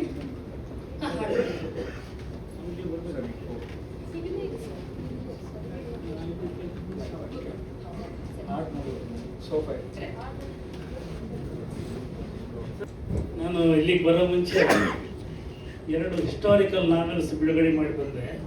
ಇಲ್ಲಿ ಒಂದು ಹಿಸ್ಟ್ರಿ ನೋಡಿದೆ. ಮೂರನೇ ಹಿಸ್ಟ್ರಿ ಇದು. America two. ಸೊ ಇದರ ರನ್ ಹಾಡನ್ನು ನಾವೆಲ್ಲ ನೋಡೋಣ, ಬಿಡುಗಡೆ ಮಾಡಿ. ನೋಡಿದರೆ ಈಗ ಫಸ್ಟ್ ಸಿನಿಮಾ ಮಾಡುವಷ್ಟು ಉತ್ಸಾಹದಿಂದ ಕಾಂಬಿನೇಷನಲ್ಲಿ ಈ ರನ್ ಹಾಡು ಮಾಡಿದ್ದಾರೆ. ನಿಜವಾಗ್ಲೂ ಆ ಕಾರ್ ಹಾಡಿನ ನಂತರ ಈ ರನ್ ಹಾಡಿದೆಯಲ್ಲ, ಇವತ್ತಿನ ಏನು ಬಹಳ ಬಳಕೆ ಆಗುವಂಥ ಪದ ಇದೆ ಜೆನ್ಜಿ ಅಂತ. ಸೊ ಅವರ ಒಂದು ಜೀವನದ ಎಲ್ಲ ಮೀನಿಂಗನ್ನು ಹೇಳೋ ಥರ ಈ ಹಾಡಿದೆ. ಮೇಷ್ಟ್ರು ನನಗೆ ಭಾಳ ಅಂದರೆ, ಇವತ್ತು ಅವರಿಗೆ ಬೈಯುವಂಥ ಒಬ್ಬ ಸ್ಟೂಡೆಂಟ್ ಇದ್ದರೆ ನಾನು ಮಾತ್ರ. ಫೋನ್ ಮಾಡಿ ಬೈಗಳು ಶುರು ಮಾಡ್ತಾರೆ, ಸಿಗ್ತಾ ಇಲ್ಲ ಅಂತ ಬೈತಾರೆ, ಸಿನಿಮಾ ನೋಡಿಲ್ಲ ಅಂತ ಬೈತಾರೆ, ಹೇಳಿ ಸಮಯಕ್ಕೆ ಬಂದಿಲ್ಲ ಅಂತ ಬೈತಾರೆ. ನಾನು ಸುಮಾರು ಒಂದು 20 ಪುಸ್ತಕಗಳನ್ನು ಮೇಷ್ಟ್ರು ಬಿಡುಗಡೆ ಮಾಡಿದ್ದಾರೆ. ಹೀಗಾಗಿ ನನ್ನ ಮೇಷ್ಟ್ರ ಬಗ್ಗೆ ಒಂದು ದೊಡ್ಡ ಪ್ರೀತಿ ಏನಂದರೆ, ಅವರಿಗೆ ಎಲ್ಲರೂ ವಿದ್ಯಾರ್ಥಿಗಳ ಥರ ಕಾಣ್ತಾರೆ. ಆಮೇಲೆ ವಿದ್ಯಾರ್ಥಿಗಳು ಪಾಸ್ ಆಗಬೇಕು ಅಂತೇಳಿ ಅವರು ಅಲ್ಲೇ ಇರ್ತಾರೆ, ಅಂದರೆ ವಿದ್ಯಾರ್ಥಿಗಳನ್ನ ಪಾಸ್ ಮಾಡ್ತಾ ಇರ್ತಾರೆ. ಅವರ ಈಗಲೂ ಕೂಡ ಅವರ ಸ್ಕೂಲಿಂದ ಬರ್ತಾರಂಥ ಸ್ಟೂಡೆಂಟ್ಗಳು ಅಲ್ಲಲ್ಲಿ ಸಿಗ್ತಾ ಇರ್ತಾರೆ, ನಾವು ನಾಲ್ಕು ಎಲಿಮೆಂಟ್ ಸ್ಕೂಲಿಂದ ಬಂದಿದ್ದು ಅಂತ. ಈ ಕಾದಂಬರಿ ಇದೆಯಲ್ಲ, ಈ ಸಿನಿಮಾವನ್ನು ಆಧರಿಸಿದ ಕಾದಂಬರಿ ಸಹನಾದು, ಅದನ್ನು ನಾನು ಬಿಡುಗಡೆ ಮಾಡಿದ್ದೆ. ಆನಂತರ ಬಿಡುಗಡೆ ಮಾಡಿದ ನಂತರ ಮೇಷ್ಟ್ರಿಗೆ ಹೇಳಿದ್ದು ಅದು ಒಳ್ಳೆ ಕಾದಂಬರಿ ಇದೆ ಅಂತ. ಬಟ್ ಅವರು ಅದಕ್ಕಿಂತ ಮುಂಚೆನೇ ಅದನ್ನು ಆರಿಸ್ಕೊಂಡಿದ್ರು. ಇದರ ಚಿತ್ರಕಥೆಯ ದಿನಗಳಲ್ಲಿ ನಿಮ್ಮ ಜೊತೆ ಚರ್ಚೆ ಮಾಡಿದರು. ಆಮೇಲೆ ನಾನು ಮತ್ತು ಮೇಷ್ಟ್ರು ಒಂದು 2-3 ಸಿನಿಮಾಕ್ಕೆ ಕೆಲಸ ಮಾಡಿದ್ವಿ. ಉದಾಹರಣೆಗೆ ಒಲವೇ ಜೀವನ ಲೆಕ್ಕಾಚಾರ ಅಂತ ಇವ್ರದ್ದು ಸ್ವಲ್ಪ ಓಡದೇ ಇರೋ ಸಿನಿಮಾ ಇದೆಯಲ್ಲ, ಆ ಟೈಟ್ಲ್ ನಾನೇ ಕೊಟ್ಟಿದ್ದು. ಸೊ ಅದಾದ್ಮೇಲೆ ನನಗೆ ಅವ್ರ ಟೈಟ್ಲ್ ಕೊಡಿ ಅಂತ ಕೇಳಲಿಲ್ಲ. ಸೊ ಇನ್ನೊಂದು ಯಾವುದೋ ಸಿನಿಮಾಕ್ಕೆ ಒಂದಷ್ಟು ಸ್ಕ್ರಿಪ್ಟ್ ವರ್ಕ್ ಮಾಡಿದ್ದೆ. ನನ್ನ ವೇ ಆಫ್ ವರ್ಕಿಂಗ್ ನೋಡಿದ್ಮೇಲೆ ಅವ್ರನ್ನ ನೀವು ಸಹವಾಸ ಬೇಡ ಅಂತ ಬಿಟ್ಬಿಟ್ರು. ಬಟ್ ನೆಕ್ಸ್ಟು ಅಲ್ಲಿಂದ ನೋಡಿ, ಈಗ ಅವರ ಅಮೇರಿಕಾದಿಂದ ನಡೆದು ಬಂದು ಹಾದಿ ನೋಡಿದ್ರಲ್ಲ. ನಾನು 4 ಸಲ ಅಮೇರಿಕಕ್ಕೆ ಹೋಗಿದ್ದೀನಿ. ಫಸ್ಟ್ ಟೈಮ್ ತೋರಿಸಿದ್ದು ಅವರೇ ಅಮೇರಿಕನ. ಕಾಸಿಲ್ಲದೆ ಅಮೇರಿಕ ಅಂದರೆ ಕಡಿಮೆ ಖರ್ಚಲ್ಲಿ ಅಮೇರಿಕ ನೋಡಿದ್ದು ಮೇಷ್ಟ್ರು ಅಮೇರಿಕ. ಒಂದು ಎರಡನೇದು, ಒಬ್ಬರು ಮೇಷ್ಟ್ರಾಗಿ ಅವರು ಈ ಚಿತ್ರರಂಗಕ್ಕೆ ಬಂದು ಇವತ್ತು ಅವರು ಸಂಪಾದಿಸಿರೋ ಸ್ಥಾನ ಇದೆಯಲ್ಲ, ಇದು ಒಂದು ರೀತಿಯಲ್ಲಿ ಹೇಗಾದ ಗೊತ್ತಾ, ಚಿನ್ನಾರಿ ಗೊತ್ತಾ, ಆ ರೀತಿ ಇದೆ. ಯಾಕಂದರೆ ಅವರು ಮೇಷ್ಟ್ರಾಗಿ ಇದ್ದವರು ಒಳ್ಳೆಯ ಕಥೆಗಾರರಾಗಿದ್ದಾರೆ, ಕಾದಂಬರಿಗಾರರಾಗಿದ್ದಾರೆ, ಯೂನಿವರ್ಸಿಟಿಗಳಲ್ಲಿ ಪಾಠ ಮಾಡ್ತಾರೆ. ಬಟ್ ಈ ಚಿತ್ರರಂಗಕ್ಕೆ ಬಂದು ಆ ಕಾಲದಲ್ಲಿ ಇವರು ಚಿತ್ರರಂಗಕ್ಕೆ ಬರೋ ಹೊತ್ತಿಗೆ ಕನಿಷ್ಠ 7-8 ಸೂಪರ್ ಸ್ಟಾರ್ಗಳಿದ್ರು. ಅವ್ರ ಮಧ್ಯೆ ಬಂದು ಹೊಸ ಹುಡುಗರನ್ನ ಹಾಕ್ಕೊಂಡು, ಹೊಸ ಸಂಗೀತ ನಿರ್ದೇಶಕರನ್ನ ಹಾಕ್ಕೊಂಡು, ಹೊಸ ಕಥೆಯನ್ನು ತಗೊಂಡು ಸಿನಿಮಾ ಮಾಡಿ ಗೆದ್ದು, ಎಲ್ಲದರ ನಡುವೆ ಅವರಿಗೆ ಥಿಯೇಟ್ರ್ ಸಿಗ್ತಾ ಇರಲಿಲ್ಲ. ಅವ್ರ ಸಿನಿಮಾ 100 ದಿನಕ್ಕೆ ಅದರ ಮುಂಚೆ ಅವರ ಸಿನಿಮಾನ ಕಿತ್ತಾಕ್ತಾ ಇದ್ರು. ಈ ಥರ ಹಲವು ಸಂಕಟಗಳನ್ನು ನೋಡಿದ್ದೀನಿ. ಆ ಸಂಕಟಗಳ ನಡುವೆ ಇವತ್ತು ಬಂದು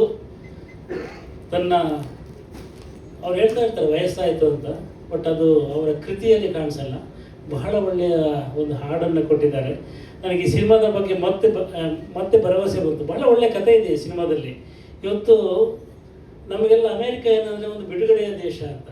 ಫಸ್ಟು ಇಂಡಿಯನ್ಸು ಬೇರೆ ದೇಶಕ್ಕೆ ಹೋದಾಗ ಅಲ್ಲಿ ತಮಗೆ ಬೇಕಾದ ಬಟ್ಟೆ ಹಾಕ್ಬೋದು, ತಮಗೆ ಬೇಕಾದ ಕಡೆ ಓಡಾಡ್ಬೋದು, ತಮಗೆ ಬೇಕಾದಾಗ ಮಾಡ್ಬೋದು, ಯಾರೂ ನೋಡ್ತಾ ಇರಲ್ಲ ಅಂತ ಒಂದು ನಂಬಿಕೆಯಲ್ಲಿ ಅಲ್ಲಿ ಬಹಳ ಜೀವನದ ಬಿಡುಗಡೆಯ ಕ್ಷಣ ಥರ ಬದುಕ್ತಾ ಇರ್ತೀವಿ. ಈ ಸಿನಿಮಾದಲ್ಲೂ ಅಂಥ ಒಂದು ಬಿಡುಗಡೆಯ ಕ್ಷಣವನ್ನು ಇದರ ನಾಯಕಿ ಅನುಭವಿಸುವಂಥ ಒಂದು ಚಿತ್ರ ಇದೆ.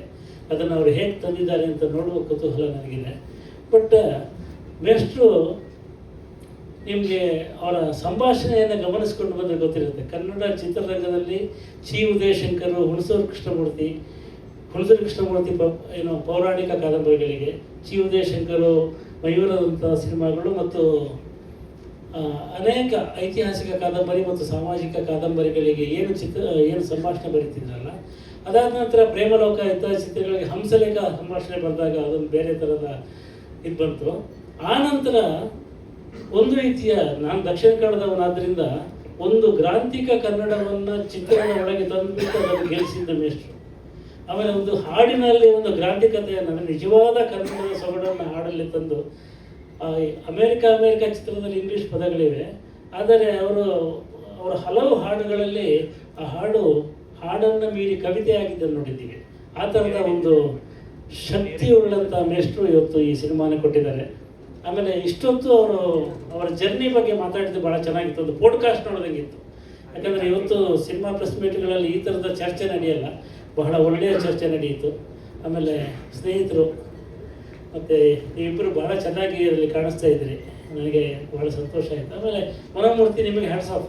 ಯಾಕಂದರೆ ಇದು ಈ ಬೀಡ್ಸ್ ಇದೆಯಲ್ಲ, ಇದು ನನ್ನನ್ನೇ ಒಂಥರ ಟ್ಯಾಪ್ ಮಾಡೋ ಥರ ಮಾಡುತ್ತೆ. ಬಹುಶಃ ನನ್ನ ಹಿಂದೆ ಕೂತ್ಕೊಂಡ ಸುಬ್ರಹ್ಮಣ್ಯ ಕೂಡ ಮೀಸೆ ಅಲ್ಲಾಡಿಸ್ತಾ ಇದ್ದ. ಸೊ ಹಾಗಾಗಿ ಎಲ್ಲ ವಯಸ್ಸಿನವರನ್ನು ಮುಟ್ಟುವಂಥ ಹಾಡು ಇದು ಆಗ್ಬೋದು. ಸೊ ಒಳ್ಳೆಯದಾಗಲಿ. ಇಂಥ ಮತ್ತಷ್ಟು ಹಾಡುಗಳನ್ನು ಕೊಡಿ. ನೀವೀಗ ಬೇಕಾಗಿದ್ದೀರಿ ಚಿತ್ರರಂಗಕ್ಕೆ ಅಂತ. ಸೊ ಮೇಷ್ಟ್ರೆ, ಇವರನ್ನು ಬೇರೆಯವ್ರಿಗೂ ಬಿಟ್ಕೊಡಿ ಅಂತ ಹೇಳಿ. ಸರ್ ಬನ್ನಿ, ನೀವು ಬನ್ನಿ. ನೀವೇ ಆರಂಭದಲ್ಲಿ ಬಹಳ ತುಂಬ ಹೊತ್ತು ಮಾತಾಡಿದ್ರಿಂದ ನಾನು ಜೋಗಿಗೆ ಬಹುಶಃ ಗೊತ್ತಿದೆ, ಒಂದು ಕಾಲದಲ್ಲಿ ಮನೋಮೂರ್ತಿಯವರು ಮೇಷ್ಟ್ರ ಜೊತೆ ಮಾತ್ರ ಕೆಲಸ ಮಾಡ್ತಾರೆ, ಯಾರ ಜೊತೆ ಮಾಡಲ್ವಂತೆ ಅಂತ ಒಂದು ಕೆಟ್ಟ ಗಾಸಿಪ್ ಹೊರಬಿಟ್ಟಿತ್ತು. ಆ ಹೊತ್ತಲ್ಲಿ ಯೋಗರಾಜ್ ಭಟ್ರಿಗೆ ಮನೋಮೂರ್ತಿಯವರನ್ನ ಪರಿಚಯಿಸಿ ಕನೆಕ್ಟ್ ಮಾಡಿ ಕೊಟ್ಟು ಒಂದು ಮುಂಗಾರು ಮಳೆ ಆಗಲಿಕ್ಕೆ ನಾನು ಕಾರಣನಾದೆ ಅಂತ ಅತ್ಯಂತ ವಿನಯದಿಂದ ಹೇಳಲಿಕ್ಕೆ ಇಷ್ಟಪಡ್ತೇನೆ. ಅದಕ್ಕೊಂದು ಕಾರಣ ಇತ್ತು ಸರ್. ಏನಂದರೆ ಅವ್ರಿಗೆ ಇಂಗ್ಲೀಷ್ ಬಿಟ್ಟು ಬೇರೆ ಬರ್ತಿರ್ಲಿಲ್ಲ. ಇಲ್ಲಿ ನಿರ್ದೇಶಕರಿಗೆ ಇಂಗ್ಲೀಷ್ ಬರ್ತಾ ಇಲ್ಲ. ಅವ್ರಿಗೆ ಸಿಚುವೇಶನ್ ಹೇಳೋದಕ್ಕೆ ಅವ್ರಿಗೆ ಸಿಚುವೇಶನ್ ಹೇಳ್ಬೇಕಾದ್ರೆ ಇಂಗ್ಲೀಷ್ ಬರ್ಬೇಕಲ್ಲ. ಇಲ್ಲಿ ಹಲವು ನಿರ್ದೇಶಕರಿಗೆ ಇಂಗ್ಲೀಷ್ ಬರ್ತಾ ಇರಲಿಲ್ಲ. ಅಲ್ಲ, ಅವ್ರಿಗೆ ಸಂಗೀತ ಇದೆಲ್ಲ ಕನ್ನಡ ಇಂಗ್ಲೀಷು ಅದೆಲ್ಲ ಬಿಟ್ಟು ಏನೋ ಒಂದು ಒಂದು ಒಂದು ಪಲ್ಸ್ ಅದು ಅದು ಹೇಳಕ್ಕೆ ಬರಲ್ಲ. ಅದು ಭಾವ. ಅದು ಹೇಳಿದರೆ ಅನಂತರ ಮನೋಮೂರ್ತಿಯವರು ಎಷ್ಟು ಬ್ಯುಸಿ ಆದ್ರು ಅಂದರೆ ಅವರು ಮುಂಗಾರು ಮಳೆ, ವಿಲನ ಅವೆಲ್ಲ ಮಾಡ್ತಾ ನನ್ನ ಕೈಗೆ ಸಿಗ್ತಿರ್ಲಿಲ್ಲ. ಹಾಗೆ ಸಾಕಷ್ಟು ಇನ್ನೊಂದು ಸೆಕೆಂಡ್ ಇನ್ನಿಂಗ್ಸ್ ಕೂಡ ಅವ್ರದ್ದು ಭಾಳ ದೊಡ್ಡ ಪ್ರಮಾಣದಲ್ಲಾಯಿತು. ಹಾಗಾಗಿ ಜೋಗಿ ಇವತ್ತಿನೊಂದು ಮುಖ್ಯಮಂತ್ರಿಗಳ ಜೊತೆಗೆ ಒಂದು ಕಾರ್ಯಕ್ರಮ ಮುಗಿಸಿ ಓಡೋಡಿ ಬಂದಿದ್ದಾರೆ ನನಗೋಸ್ಕರ. ಮಾಜಿ ಮುಖ್ಯಮಂತ್ರಿಗಳಷ್ಟೇ ಪವರ್ಫುಲ್ ಅಂತ ಕೇಳಿದ್ದೀನಿ. ಅಲ್ಲಿ ಹೋಗಿದ್ರು, ಅಲ್ಲಿ ಬೇಗ ಬಾರಪ್ಪ ಅಂತ ಹೇಳಿದೆ, ಬಂದು ಮಾಡಿಕೊಟ್ಟಿದ್ದಾರೆ. ಈ ಹಾಡಿನ ಬಗ್ಗೆ ಒಳ್ಳೆ ಮಾತಾಡಿದ್ದಾರೆ. ಮತ್ತು ನಮ್ಮ ಕಾದಂಬರಿ ವಿಚಾರ ಬಂದಾಗ, ಕಥೆ ಬಂದರೆ, ಚಿತ್ರಕಥೆ ಬಂದರೆ, ನಮ್ಮ ಹಳ್ಳಿ ಕಾರ್ಯಕ್ರಮ ಅದಕ್ಕೆಲ್ಲ ಜೋಗಿ ಬಂದು ನಮ್ಮ ನಾಗತಿಹಳ್ಳಿಗೂ ಬಂದಿದ್ದಾರೆ. ಸೊ ಹಾಗಾಗಿ ಅವ್ರಿಗೆ ಬಹಳ ಬಹಳ ಕೃತಜ್ಞನಾಗಿದ್ದೇನೆ ನಾನು. ಮತ್ತು ಇನ್ನೊಂದು ಮುಖ್ಯವಾದ ವಿಚಾರ, ನಾನು ಆರಂಭದಲ್ಲಿ ಮಾಧ್ಯಮದ ಗೆಳೆಯರಿಗೆ, ನನ್ನ ತಂತ್ರಜ್ಞರೆಲ್ಲ ಬಂದಿದ್ದಾರೆ, ಇಲ್ಲಿ ಕಲಾವಿದರು ಬಂದಿದ್ದಾರೆ, ಸ್ವಾಮಿ ಮತ್ತು ಪೃಥ್ವಿ. ಇವರು ಕುಮಟಾದಲ್ಲಿದ್ದಾನೆ ನಮ್ಮ ಇನ್ನೊಬ್ಬ ಗೆಳೆಯ ನಿರೂಪ್. ಅವನು ಎಲ್ಲರಿಗೂ ಶುಭಾಶಯ ತಲುಪಿಸಿದ್ದಾನೆ. ಬರಲಿಕ್ಕೆ ಸಾಧ್ಯ ಆಗ್ತಿಲ್ಲ, ಖಂಡಿತ ಆದಷ್ಟು ಬೇಗ ಮತ್ತೊಂದು ಗೋಷ್ಠಿಯಲ್ಲಿ ಭೇಟಿ ಮಾಡ್ತೀನಿ ಅಂತ ಹೇಳಿದ್ದಾನೆ. ಇನ್ನು ನಮ್ಮ ಶ್ರೀ ಸಂಕಲ್ಕಾರ ಇಲ್ಲಿ ಬಂದಿದ್ದಾರೆ. ಇನ್ನು ಅನೇಕ ನಮ್ಮ ಗೆಳೆಯರಲ್ಲಿ ಇದ್ದೀರಿ. ಎಲ್ಲರಿಗೂ ಮಾಧ್ಯಮ ಗೋಷ್ಠಿ ಎಲ್ಲರಿಗೂ ನಾನು ಮತ್ತೊಮ್ಮೆ ನನ್ನ ವಂದನೆಗಳು ಹೇಳಲಿಕ್ಕೆ ಇಷ್ಟಪಡ್ತೇನೆ. ಒಂದು ನಿಮಿಷ. ವಂದನೆಗಳನ್ನ ಹೇಳಿದ ತಕ್ಷಣ ಕಾರ್ಯಕ್ರಮ ಮುಗಿದ್ಬಿಡುತ್ತೆ ಅಂತ ಕೆಲವರು ಅಂದ್ಕೊಳ್ತಾರೆ. ಇನ್ನೊಂದು ಫೈನಲ್ ಆಕ್ಟ್ ಇದೆ ನಮ್ದು ಬಾಕಿ. ಯಾಕೆಂದ್ರೆ ಈ ಚಿತ್ರದ ರಿಲೀಸ್ ಡೇಟ್, ಬಿಡುಗಡೆ ದಿನಾಂಕವನ್ನ ಕೂಡ ನಾವು ಈಗ ಅನೌನ್ಸ್ ಮಾಡಿದ್ದೇವೆ. ಸೊ ಜೋಗಿ ಅವರಿಗೆ ತುಂಬಾ ಧನ್ಯವಾದಗಳು. Thank you so much. ನಿಮ್ಮ ಪಾಡ್ಕಾಸ್ಟ್ ಚಾನಲ್ ಇದೆಯಾ? ನೋಡಿರಲಿಲ್ಲ, ಈಗ ಲೈವ್ ನೋಡಿದ್ರಲ್ಲ. ಸರ್ ನೀವು ಇಲ್ಲೇ ಇರಿ. ಎಸ್, ಪ್ರಶಸ್ತವಾದ ದಿನ. ಯಾವ ತಿಂಗಳು ಇದು? ಇದು ನೀವು ನಿರ್ಧಾರ ಮಾಡಿದ ತಿಂಗಳಾಗಬಹುದು. ಓಕೆ, ಒಂದು ಡೇಟ್ ಯಾವ್ದಾಗಬಹುದು? 26 ಓಕೆನಾ? 26ಕ್ಕೆ ಬಂದ್ರೆ ಚಂಡಮಾರುತದ ಎದುರುಗಡೆ ನಿಲ್ಲಕ್ಕಾಗತ್ತ ಬಡವರು? ಏನಮ್ಮ ವರ್ಷಧಾರೆ ಸರಿ, ಆದ್ರೆ ಅದು ಪ್ರವಾಹ ತಂದ್ಬಿಟ್ರೆ ನೀರು ಹೇಗೆ ತಿಂಗಳು ಕಗ್ಗತ್ತರು ಕಾರ್ಕಾಲದ ರಾತ್ರಿ ಆಗೋಗ್ಬಿಡುತ್ತೆ. ಅಂತ ದೊಡ್ಡ ಸಿನಿಮಾ. ಅದಕ್ಕೆ ಶುಭ ಕೋರ್ತಾ 26ಕ್ಕೆ ನಾವು ಬರಕ್ಕಾಗಲ್ಲ. ಸರಿ, ಒಂದ್ 2 ದಿನ ಬಿಟ್ಟು 28.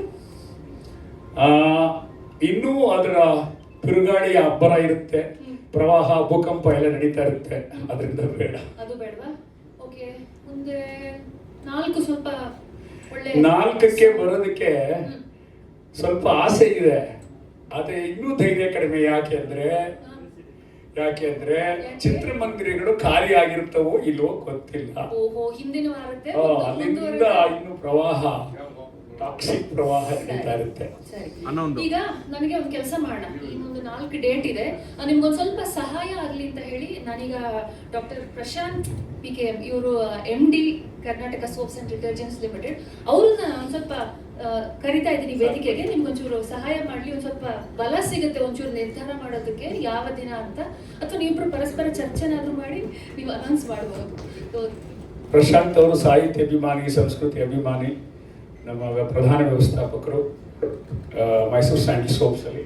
ನಮ್ಮ ಚಿತ್ರಕ್ಕೆ ಅವರು ಪ್ರಾಯೋಜಕರು ಕೂಡ ಆಗಿದ್ದಾರೆ. ಸರ್, ಯಾವ ದಿನ ರಿಲೀಸ್ ಮಾಡಬೇಕು ಅಂತ ನೀವು ಹೇಳಿ.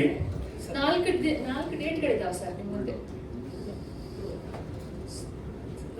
ಮೊಟ್ಟ ಮೊದಲದಾಗಿ ಎಲ್ರಿಗೂ ನಮಸ್ಕಾರ ಸರ್. ಇಷ್ಟೆಲ್ಲ ಪ್ರಯತ್ನ ಪಟ್ಟಿದ್ದೀರಾ ಸರ್, ತುಂಬ ಚೆನ್ನಾಗಿ ಬಂದಿದೆ ಈ ಹಾಡು. ಡೆಫಿನೆಟ್ಲಿ ಯಾವುದೇ ರೀತಿ ಇರೋದು ಬೇಡ, ಈ ಚಲನಚಿತ್ರ ಕೂಡ ಇನ್ನೂ ಚೆನ್ನಾಗಿ ಎಲ್ಲ ಬಂದಿರುತ್ತೆ ಅಂತೇಳಿ. ಆಮೇಲೆ ಭಾಳ ದಿನಗಳ ಮೇಲೆ ನಿಮ್ಮ ಈ ಚಲನಚಿತ್ರ ಬರ್ತಾ ಇದೆ, ಕನ್ನಡದ ಈ ಪ್ರೇಕ್ಷಕರು ಎಲ್ಲ ಕಾಯ್ತಾ ಇದ್ದಾರೆ. ನಾನು ಕನ್ನಡಿಗನಾಗಿ 2 ಫಿಲ್ಮ್ಗೆ ಈ ಗುಡ್ ಲಕ್ ಹೇಳ್ತಾ, ನೀವು ಯಾವ ಡೇಟ್ ನೀವು ಇದು ಮಾಡಿದ್ರು ಆ ಭಗವಂತ ನಿಮ್ಮ ಜೊತೆಗೆ ಇದ್ದಾನೆ ಸರ್, ಇದಕ್ಕೆಲ್ಲ ಸಕ್ಸಸ್ ಆಗೇ ಆಗುತ್ತೆ ಅಂತ ಆ ನಂಬಿಕೆ ನನ್ನಲ್ಲಿದೆ. ಒಳ್ಳೊಳ್ಳೆ ಆ್ಯಕ್ಟರ್ಸ್ ಇದ್ದಾರೆ, ಒಳ್ಳೆ ಕತೆ ಇದೆ, ಒಳ್ಳೆ ಹಾಡುಗಾರರಿದ್ದಾರೆ, ಒಳ್ಳೆ ಸಿಂಗರ್ಸ್ ಇದೆ. ಕನ್ನಡಿಗರು ಜಸ್ಟ್ ಕೈ ಹಿಡಿಬೇಕಾಗಿದೆ ಅಷ್ಟೇ, ಅಷ್ಟು ಬಿಟ್ಟರೆ ಏನೂ ಇಲ್ಲ ಸರ್. ನೀವು ಯಾವ ಡೇಟ್ ತೊಗೊಂಡ್ರು it will be A huge success ಅಂತೇಳಿ ನನ್ನ ಅಂತರಾತ್ಮ ಹೇಳ್ತಾ ಇದೆ ಸರ್. ನಾನು ಒಂಚೂರು ಇಂಟ್ರಪ್ಟ್ ಮಾಡ್ಬೋದಾ? ಇನ್ನಿಬ್ಬರನ್ನ ಕರಿತೀನಿ ಸ್ಟೇಜ್ ಮೇಲೆ. ಸ್ವಲ್ಪ ಮಾಧ್ಯಮ ಮಿತ್ರರು ಬಂದ್ರೆ ಒಂದು ರೀತಿಲಿ ಅದೊಂದು ಪ್ರಾಪರ್ ಟೀಮ್ ಆದಂಗೆ. ಹೌದೌದು, ನೀವು ಬನ್ನಿ ಸರ್. ನಮ್ಮ ಜೊತೆಗೆ ಇವತ್ತು BN ಸುಬ್ರಹ್ಮಣ್ಯ ಅವರು ಇದ್ದಾರೆ, ಬಹಳ ಹಿರಿಯ ಶಾನ್ವಿ ಅವರು ಬರಲಿ, ಪೃಥ್ವಿ ಅವರು ಬರಲಿ, ಎಲ್ಲರೂ ಬರಲಿ, ಟಿವಿಗೆ ಸಂಬಂಧಪಟ್ಟವರು. ಪ್ಲೀಸ್ ಎಲ್ಲರೂ ವೇದಿಕೆ ಮೇಲೆ ಬರಬೇಕು ಅಂತ ಕೇಳ್ತೀನಿ. ಮನುಮೂರ್ತಿ ಸರ್, ನೀವು ಕೂಡ ಬನ್ನಿ. ಸೊ ನಮ್ಮ ಹಿರಿಯ ಪತ್ರಕರ್ತ ಸುಬ್ರಹ್ಮಣ್ಯ ಅವರು ಸೆಪ್ಟೆಂಬರ್ 11 ಹೇಳ್ತಾ ಇದ್ದಾರೆ. ಸೆಪ್ಟೆಂಬರ್ 11 ಅಮೆರಿಕಕ್ಕೆ ಒಳ್ಳೆ ದಿನ ಅಲ್ಲ, ಆದ್ರೆ ಅಮೆರಿಕ 2ಗೆ ಒಳ್ಳೆ ದಿನ ಅಂತ ಅನ್ಕೋಬಹುದು. ಯಾಕೆಂದ್ರೆ ಇದು ಅಮೆರಿಕದ ರಾಜಕೀಯಕ್ಕೆ ಸಂಬಂಧಪಟ್ಟ ಸಿನಿಮಾ ಅಲ್ಲ. ಅದರಿಂದ ಜೊತೆಗೆ ಗೌರಿ ಗಣೇಶ ಬರೋಕ್ಕೆ ಸ್ವಲ್ಪ ಮುಂಚೆ ಎಲ್ರಿಗೂ ಓಕೆನಾ? ಓಕೆನಾ? ಒಂದ್ಸರಿ ಜೋರಾಗಿ ಹೇಳಿಬಿಡಿ ಎಲ್ಲ, ಸೆಪ್ಟೆಂಬರ್ 11 ಅಂತ. ಎಲ್ರಿಗೂ ಓಕೆ? ಎಲ್ಲರೂ ಒಂದ್ಸತಿ ಜೋರಾಗಿ okay okay okay okay okay absolutely okay. Sir, Jogi sir ಬರಲಿ ವೇದಿಕೆ ಮೇಲೆ. ಜೋಗಿ ಸರ್ ಒಂದು ಬನ್ನಿ.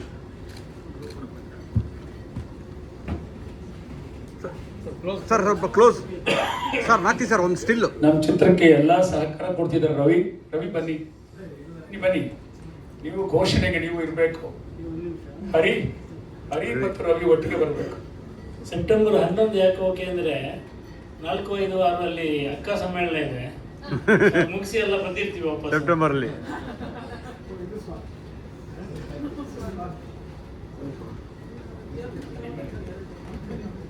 ರವಿ ಅವರು ನಮ್ಮ ಕಿಂಗ್ಸ್ ಕ್ಲಬ್ನ ಮಾಲೀಕರು, ನಿರ್ಮಾಪಕರು, ನನ್ನ ಉತ್ತಮ ಸ್ನೇಹಿತರು. ಅವ್ರ ಜೊತೆ ಇರೋ ಹರಿ ಗೊತ್ತಿದೆ ಮಾಧ್ಯಮದ ಗೆಳೆಯರಿಗೆಲ್ಲ. ನ್ಯೂಸು ಸಂಸ್ಥೆಯ ಗೆಳೆಯ. ಇವರು ನಮ್ಮ ಚಿತ್ರದ ಪ್ರಮುಖ ಮತ್ತು ಪ್ರಥಮ ಪ್ರದರ್ಶನ ಗೋಲ್ಡನ್ ಪ್ರಿವ್ಯೂ ಅದನ್ನು ವ್ಯವಸ್ಥೆ ಮಾಡ್ತಿದ್ದಾರೆ. ಅದರ ವಿವರಗಳನ್ನು ಆದಷ್ಟು ಬೇಗ ನಿಮಗೆ ಕೊಡ್ತೇನೆ. ಹೀಗಾಗಿ ಅವರು ಕೂಡ ನಮ್ಮ ಚಿತ್ರದ ಭಾಗವಾಗಿದ್ದಾರೆ. ಸೊ ಸೆಪ್ಟೆಂಬರ್ 11, 2026 ನಿಮ್ಮ ಚಿತ್ರ ವಿಶ್ವಾದ್ಯಂತ ಬಿಡುಗಡೆ ಆಗ್ತಿದೆ. ಹಾಗಂತ ಇದನ್ನು ನಾನು ಪ್ಯಾನ್ ಇಂಡಿಯಾ ಸಿನಿಮಾ ಅಂತ ಕ್ಲೈಮ್ ಮಾಡಲ್ಲ, ಕನ್ನಡ ಸಿನಿಮಾ ಮಾತ್ರ ಇದು. ಕನ್ನಡಿಗಿರೋ ಕಡೆ ವಿಶ್ವದ ಎಲ್ಲ ಕಡೆ ಬಿಡುಗಡೆ ಆಗ್ತಾ ಇದೆ. ಅಮೆರಿಕದಲ್ಲಿ ಮನು ಗೊರೂರ್ ಅಂತಕ್ಕಂಥ ಗೆಳೆಯ ಯಾರು ಈ ಚಿತ್ರೀಕರಣಕ್ಕೆ ಸಹಾಯ ಮಾಡಿದ್ರು, ಅವರು ಇಡೀ ಅಮೆರಿಕದಲ್ಲಿ ಚಿತ್ರೀಕರಣ ಬಿಡುಗಡೆ ಮಾಡ್ತಾ ಇದ್ದಾರೆ. ಕೆನಡಾದಲ್ಲಿ ಕಿರಣ್ ಬಾರ್ತೂರ್, ಈ ಹೈಡ್ ಪಾರ್ಕ್ನ ಜೊತೆಗೆ ಸಂಬಂಧ ಇರತಕ್ಕಂಥ ಗೆಳೆಯ, ಅವರು ಅದನ್ನು ಇಲ್ಲಿ ಕೆನಡಾದ ಎಲ್ಲ ಮುಖ್ಯವಾದ ನಗರಗಳಲ್ಲಿ ಬಿಡುಗಡೆ ಮಾಡ್ತಿದ್ದಾರೆ. ಮತ್ತು ಭರತ್ ಅನ್ನುವಂಥವರು ಯುರೋಪ್ನ ಎಲ್ಲ ಭಾಗಗಳಲ್ಲಿ ಚಿತ್ರೀಕರಣ ಬಿಡುಗಡೆ ಮಾಡ್ತಾ ಇದ್ದಾರೆ ಸಿನಿಮಾನ. ಹಾಗೆ ಜೆರೋನ್ ಅಂತಕ್ಕಂಥವರು ಆಸ್ಟ್ರೇಲಿಯಾದಲ್ಲಿ ಚಿತ್ರವನ್ನು ಬಿಡುಗಡೆ ಮಾಡ್ತಾ ಇದ್ದಾರೆ.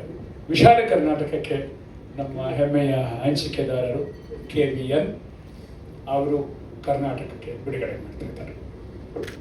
ಸೊ ಸೆಪ್ಟೆಂಬರ್ 11 ಈಗಲೇ ನಿಮ್ಮ ಕ್ಯಾಲೆಂಡರ್ಗಳನ್ನ ನೋಟ್ ಮಾಡ್ಕೊಳ್ಳಿ. ಸೆಪ್ಟೆಂಬರ್ 11 ಅಮೆರಿಕ 2 ಚಿತ್ರ ನಮ್ಮೆಲ್ಲರ ಮುಂದೆ ಬರಲಿದೆ. ಸೊ ಈ ಒಂದು ಶಾರ್ಟ್ ಗ್ಯಾಪ್ ಅಲ್ಲಿ ಪೃಥ್ವಿ ನಮ್ಮ ಜೊತೆಗಿದ್ದಾರೆ ಅಂಡ್ ಶ್ಯಾಮ್. ಅಲ್ಲ, ಒಂದು ನಿಮಿಷ, ಶೋಭಾ ಮೇಡಮ್ ಬರಬೇಕು, ಯಾಕೆಂದ್ರೆ ಅವ್ರು ಭೀಮನ ಅಮಾವಾಸ್ಯೆ. ಸರ್ ಇಲ್ಲೇ ಪೂಜೆ ಇಲ್ಲ ಸರ್ ಇಲ್ಲೇ ಪೂಜೆ ಮಾಡ್ತಾರಾ?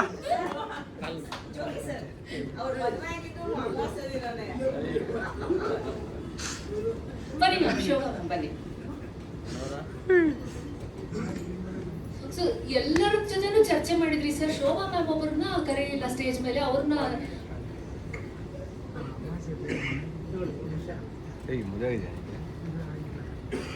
ಸೊ ಎಲ್ಲರ ಬಾಯಿಂದಲೂ ಎಸ್ ಅಂತ ಬಂತು. ನಿಮಗೂ ಸಂತೋಷನಾ? ಸೆಪ್ಟೆಂಬರ್ 11 ಒಪ್ಪಿಗೆ ಇದೆಯೇ? ಸಿನಿಮಾನ ಬೇರೆ ಬೇರೆ ಹಂತದಲ್ಲಿ ಎಷ್ಟೋ ಸಲ ನೋಡಿದ್ರು, ನಾನು ಕೂಡ ಥಿಯೇಟರ್ ಅಲ್ಲಿ ನೋಡೋದಕ್ಕೆ ಕಾಯ್ತಾ ಇದ್ದೀನಿ ಸೆಪ್ಟೆಂಬರ್ 11ಕ್ಕೆ. I am also waiting to watch the film with all of you in the theatre. So you waiting. ನನಗೆ ಒಂದು ಸ್ವಲ್ಪ ಕುತೂಹಲ ಇದೆ, ಪೃಥ್ವಿ ಅಂಡ್ ಶಾನ್ವಿ ನಿಮ್ಮಿಬ್ಬರದ್ದು ಈ ಒಂದು ತಿಂಗಳಲ್ಲಿ ಹೇಗಿರುತ್ತೆ? ಯುವರ್ ಸ್ಟೇಟ್ ಆಫ್ ಮೈಂಡ್, ಕಾಯ್ತಿರ್ತೀರಾ? ಹೋಟೆಲ್ ಸೀಟನ ಹೇಗಿರುತ್ತೆ? ನಾನು ಆಲ್ರೆಡಿ ಪ್ರಿಪೇರ್ ಆಗಿದ್ದೀನಿ, ಫುಲ್ ಹೋಗೋಣ. ಎಷ್ಟು ವರ್ಷ ವೇಟ್ ಮಾಡಲಿ? ಆಲ್ರೆಡಿ 3 ವರ್ಷ ಆಯಿತು ನನಗೆ ಯಾವ ಸಿನಿಮಾ ರಿಲೀಸ್ ಆಗಿಲ್ಲ 3 ವರ್ಷದಿಂದ. So I can wait baby. Absolutely. When ನಮ್ಮ ಫಿಲ್ಮಲ್ಲಿ like everybody is a legend, why should we wait? Wait is almost over ಅಲ್ಲ? ಅದೇ ರನ್ ಆದಷ್ಟು ಬೇಗ ಹೋಗ್ಬೇಕು. ಬಟ್ ತುಂಬ ಕಾತರದಿಂದ ಕಾಯ್ತಾ ಇದ್ದೀನಿ. ಲೈಕ್ ನನಗೆ ಸಿಕ್ಕಿರುವಂಥ ಒಂದು ಅದ್ಭುತವಾದ ಅವಕಾಶ. ಸರ್ ಚಿತ್ರದಲ್ಲಿ ಎಲ್ಲ ಆ್ಯಕ್ಟರ್ಸು ಅಂದರೆ ಕ್ಯಾರೆಕ್ಟರ್ಸು ಅಮೇರಿಕಾ, ಯುರೋಪು ಎಲ್ಲ ಕಡೆ ಹೋಗ್ತಾ ಇರುತ್ತೆ. ಬಟ್ ಕ್ಯಾರೆಕ್ಟರ್ ಒಳಗಿರುವಂತಹ ಸೋಲ್ ಏನಿದೆ ಅದು ಕರ್ನಾಟಕ ಬಿಟ್ಟು ಹೋಗೇ ಇಲ್ಲ ಯಾವತ್ತೂ ಕೂಡ. ಸೊ ಅಂಥ ಒಂದು ಅದ್ಭುತವಾದ ಸಿನಿಮಾ ತುಂಬ ಚೆನ್ನಾಗಿ ಮೂಡಿ ಬಂದಿದೆ. And I am waiting for everyone to watch. All of us are waiting and thank you so much. ಇಲ್ಲಿ ವೇದಿಕೆ ಮೇಲೆ ಬಂದವರೆಲ್ಲರಿಗೂ, ಜೋಗಿ ಅವರಿಗೆ, ಪ್ರಶಾಂತ್ ಅವರಿಗೆ ನಾನು ಇಲ್ಲೇ ಇಲ್ಲಿಗೆ ರಿಕ್ವೆಸ್ಟ್ ಮಾಡ್ಕೊಳ್ತೀನಿ. ಎಸ್ ಸರ್ ಒಂದು ಗ್ರೂಪ್ ಫೋಟೋ, ಒಂದೇ ಒಂದು ಗ್ರೂಪ್ ಫೋಟೋ. ಮೇಡಮ್ ಬನ್ನಿ sir. Subarna sir right sir. Jogi sir, madam ನೀವು ಇಲ್ಲಿ ಬಂದ್ಬಿಡಿ. ಭೀಮ್ ನಮಾಸೆ ಪಕ್ಕದಲ್ಲಿರಬೇಕು. ರೆಡಿ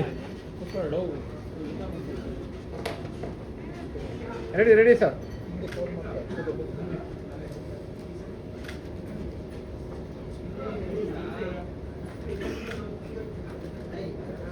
ವಂದನಾರ್ಪಣೆಗೆ ಮುನ್ನೆ ಒಂದೇ ಒಂದು ಮಾತು ಮಾಧ್ಯಮದ ಗೆಳೆಯರಿಗೆ, ಮುಖ್ಯವಾಗಿ ನನ್ನ ಸಹೋದರ ವೆಂಕಟೇಶ್ ಮೂಲಕ ನಿಮಗೆ ತಲುಪಿಸ್ತಿರೋ ಮಾತು ಏನಂದ್ರೆ, ಹೀಗೆ ವಾರ ದೊಡ್ಡ ಚಿತ್ರಗಳು ಬರ್ತದೆ, ಬೇಕಾದಷ್ಟು ಸ್ಪರ್ಧೆ ಇದೆ.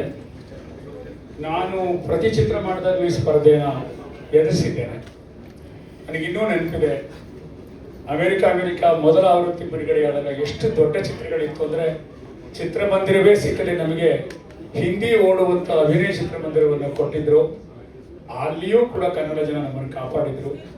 ನನ್ನ ಪ್ರೀತಿ ಹುಡುಗಿ ಬಂದಾಗ ನಮಗೆ ಬಹಳ ದೊಡ್ಡ ಸ್ಪರ್ಧೆ ಇತ್ತು. ಅಸುರ ಇತ್ತು, ಉಸಿರೇ ಇತ್ತು. ಅವುಗಳ ಎದುರುಗಡೆ ಹೊಸ ಕಲಾವಿದರು ಹಾಕೊಂಡು ನಾವು ಬಿಡುಗಡೆ ಮಾಡಿದ್ದು. ಆ ಪರಿಸ್ಥಿತಿ ಸಹಜವಾದ್ದು. ಇವಾಗಲೂ ಕೂಡ ನಮ್ಮ ಹಿಂದೆ ಟಾಕ್ಸಿಕ್ ಇದೆ, ಅದರ ನಿರ್ಮಾಪಕರೇ ನಮ್ಮದನ್ನು ಬಿಡುಗಡೆ ಮಾಡ್ತಿದ್ದಾರೆ. ನಮ್ಮ ಮುಂದೆ ಇನ್ನೂ ಅನೇಕ ದೊಡ್ಡ ಚಿತ್ರಗಳು ಲೈನಪ್ ಆಗಿದ್ದಾವೆ. ನಮಗಿರುವ ಅವಕಾಶದಲ್ಲಿ ನಾವು ಚಿತ್ರವನ್ನು ನಿಲ್ಲಿಸಬೇಕು, ಗೆಲ್ಲಿಸಬೇಕಾದ ಸ್ಥಿತಿ ಇದೆ. ಇದಕ್ಕೆ ಬೇಕಾಗಿರುವುದು ನಮ್ಮ ಮಾಧ್ಯಮದ ಸಹಕಾರ, ಪ್ರೀತಿ. ಅದನ್ನು ನಂಬಿಯೇ ಇಷ್ಟು ವರ್ಷ ನಾನು ಪ್ರಯಾಣ ಮಾಡಿದ್ದೇನೆ. ಈಗಲೂ ಅದನ್ನು ನಂಬಿ ನೆಚ್ಚಿ ಸಿನಿಮಾವನ್ನು ನಿಮ್ಮ ಬಡಿಲಿಗೆ ಹಾಕ್ತಿದ್ದೇನೆ. ಈ ಚಿತ್ರವನ್ನು ದಯಮಾಡಿ ಪ್ರೇಕ್ಷಕರಿಗೆ ತಲುಪಿಸಿ, ಗುಣದೋಷಗಳನ್ನು ಚರ್ಚಿಸಿ, ನಮ್ಮನ್ನು ಬೆಳೆಸಿ ಕಾಪಾಡಿ ಅಂತ ಹೇಳ್ತಾ, ಈ ಚಿತ್ರಕ್ಕೆ ನನ್ನೊಂದಿಗೆ ತುಂಬ ಜನ ಕೆಲಸ ಮಾಡಿದ್ದಾರೆ. ಕೆಲವರು ಬಂದಿದ್ದಾರೆ, ಬಂದಿಲ್ಲ. ಕಳೆದ ಸಲ ಎಲ್ಲರನ್ನೂ ಪರಿಚಯ ಮಾಡಿಕೊಟ್ಟಿದ್ದೆ. ಮತ್ತೊಮ್ಮೆ ನನ್ನ ತಂತ್ರಜ್ಞ ಬಂಧುಗಳಿಗೆ, ನನ್ನ ಮಾರ್ಕೆಟಿಂಗ್ ಟೀಮ್ಗೆ, ವರ್ಷಾಗೆ, ನಮ್ಮ ಪ್ರಾಯೋಜಕರಿಗೆ ಎಲ್ಲರಿಗೂ ನಾನು ತುಂಬ ಆಭಾರಿಯಾಗಿದ್ದೇನೆ. ಜೋಗಿ ನಿನ್ನೆಯಷ್ಟೇ ನಾನು ಹೊಡೆಯಿತು, ಯಾಕೆ ಒಬ್ಬರು ಪತ್ರಕರ್ತರಿಂದ ಒಂದು ಗೀತೆಯನ್ನು ಬಿಡುಗಡೆ ಮಾಡಬೇಕು ಅಂತ ನಿನ್ನೆಯಷ್ಟೇ ಕರೆದೆ. ಇವತ್ತು ಇನ್ನೊಂದು ಕಾರ್ಯಕ್ರಮ ಮುಗಿಸ್ಕೊಂಡು ಅವ್ರು ಇಲ್ಲಿಗೆ ಬಂದಿದ್ದಾರೆ. ಅವ್ರಿಗೆ ನಾನು ತುಂಬ ಆಭಾರಿಯಾಗಿದ್ದೇನೆ. ಹಾಗೆ ನಮ್ಮ ಪ್ರಶಾಂತ್ ಅವರಿಗೆ ಮತ್ತು ಇನ್ನು ಯಾರಾದರೂ ಗೆಳೆಯರಿದ್ದರೆ ಎಲ್ಲರಿಗೂ ಕೃತಜ್ಞತೆಗಳನ್ನು ಹೇಳ್ತೇನೆ. ಮುಖ್ಯವಾಗಿ ನನ್ನ ಸಿನಿಮಾನ ರೂಪಿಸ್ಲಿಕ್ಕೆ ನನ್ನ ಎಡಬಲದಲ್ಲಿ ನಿಂತು ಕೆಲಸ ಮಾಡಿರೋ ಒಬ್ಬ ನಿಸಾರ್ ಅಹಮದ್ ಮತ್ತು ಸಮೀರ್, ಇಬ್ಬರು ಕೂಡ ನಿನ್ನೆ ರಾತ್ರಿ ಕೂಡ ಸಮೀರ್ ಕೊಚ್ಚಿನಿಂದ ಟ್ರಾವೆಲ್ ಮಾಡಿಕೊಂಡು ಬಸ್ಸಲ್ಲಿ ಅಲ್ಲಿಂದ ಹಾರ್ಡ್ ರೈಡ್ಸ್ ತಗೊಂಡು ಎದ್ದು ಬಿದ್ದು ಕೆಲಸ ಮಾಡ್ಕೊಂಡು ಬಂದಿದ್ದಾನೆ. ಆ ಥರ ತೆರೆ ಹಿಂದೆ ಕೆಲಸ ಮಾಡುವಂಥ ದೊಡ್ಡ ತಂಡ ಬಸವರಾಜ್ ಇರ್ಬೋದು, ನಮ್ಮ PRO ವೆಂಕಟೇಶ್, ಪಣಿ, ಇವೆಲ್ಲ ಹುಡುಗ ಇದೆ. ನಮ್ಮ ಮನೋಮೂರ್ತಿಯವರ ತಂಡದಲ್ಲಿ ನರ್ಸಿ ಇದ್ದಾರೆ. ನಂಜುಂಡೇಗೌಡರು ಬಂದಿದ್ದಾರೆ, ನಾನು ನೋಡೇ ಇಲ್ಲ, ಯಾವಾಗ ಬಂದಿರುತ್ತೆ ಗೊತ್ತಾಗಿಲ್ಲ. ಬನ್ನಿ ಬನ್ನಿ ಬನ್ನಿ, ಒಂದು ಹೂಗುಚ್ಛ ತಗೊಂಡೋಗಿರುತ್ತೆ, ಬನ್ನಿ ಪ್ಲೀಸ್ ಬನ್ನಿ. ಅವರು ನನಗೆ ಆರಂಭದಲ್ಲಿ ನಾನು ಚಿತ್ರರಂಗ ಪ್ರವೇಶ ಮಾಡಿದಾಗ ನನಗೆ ತುಂಬ ಪ್ರೀತಿಯ ಸ್ವಾಗತ ಕೋರಿ ಅವರ ಸಂಕ್ರಾಂತಿ ಸಿನಿಮಾ, ಅದಕ್ಕೆ ನನ್ನ ಕಥೆಯನ್ನು ಕೊಟ್ಟದ್ದು, ಅವರು ಆ ಕಥೆಯನ್ನು ಇಟ್ಕೊಂಡು ಸಿನಿಮಾ ಮಾಡಿದರು. ಈಗ ಅವರು ಹೆಬ್ಬೆಟ್ ರಾಮಕ್ಕಗೆ ರಾಷ್ಟ್ರ ಪ್ರಶಸ್ತಿ ಕೊಟ್ಟಿದ್ದಾರೆ. ಕ್ಷಮೆ, ನಾನು ನೋಡಿರಲಿಲ್ಲ. ಹಾಗೆ ನಮ್ಮ travel partner way to world ಇಂದ ರಾಕೇಶ್ ಅವರು ಬಂದಿದ್ದಾರೆ. ಅವರು ಸಹ ನಮ್ಮ ಜೊತೆಗೆ ವೇದಿಕೆಯಲ್ಲಿ ಸೇರಬೇಕು.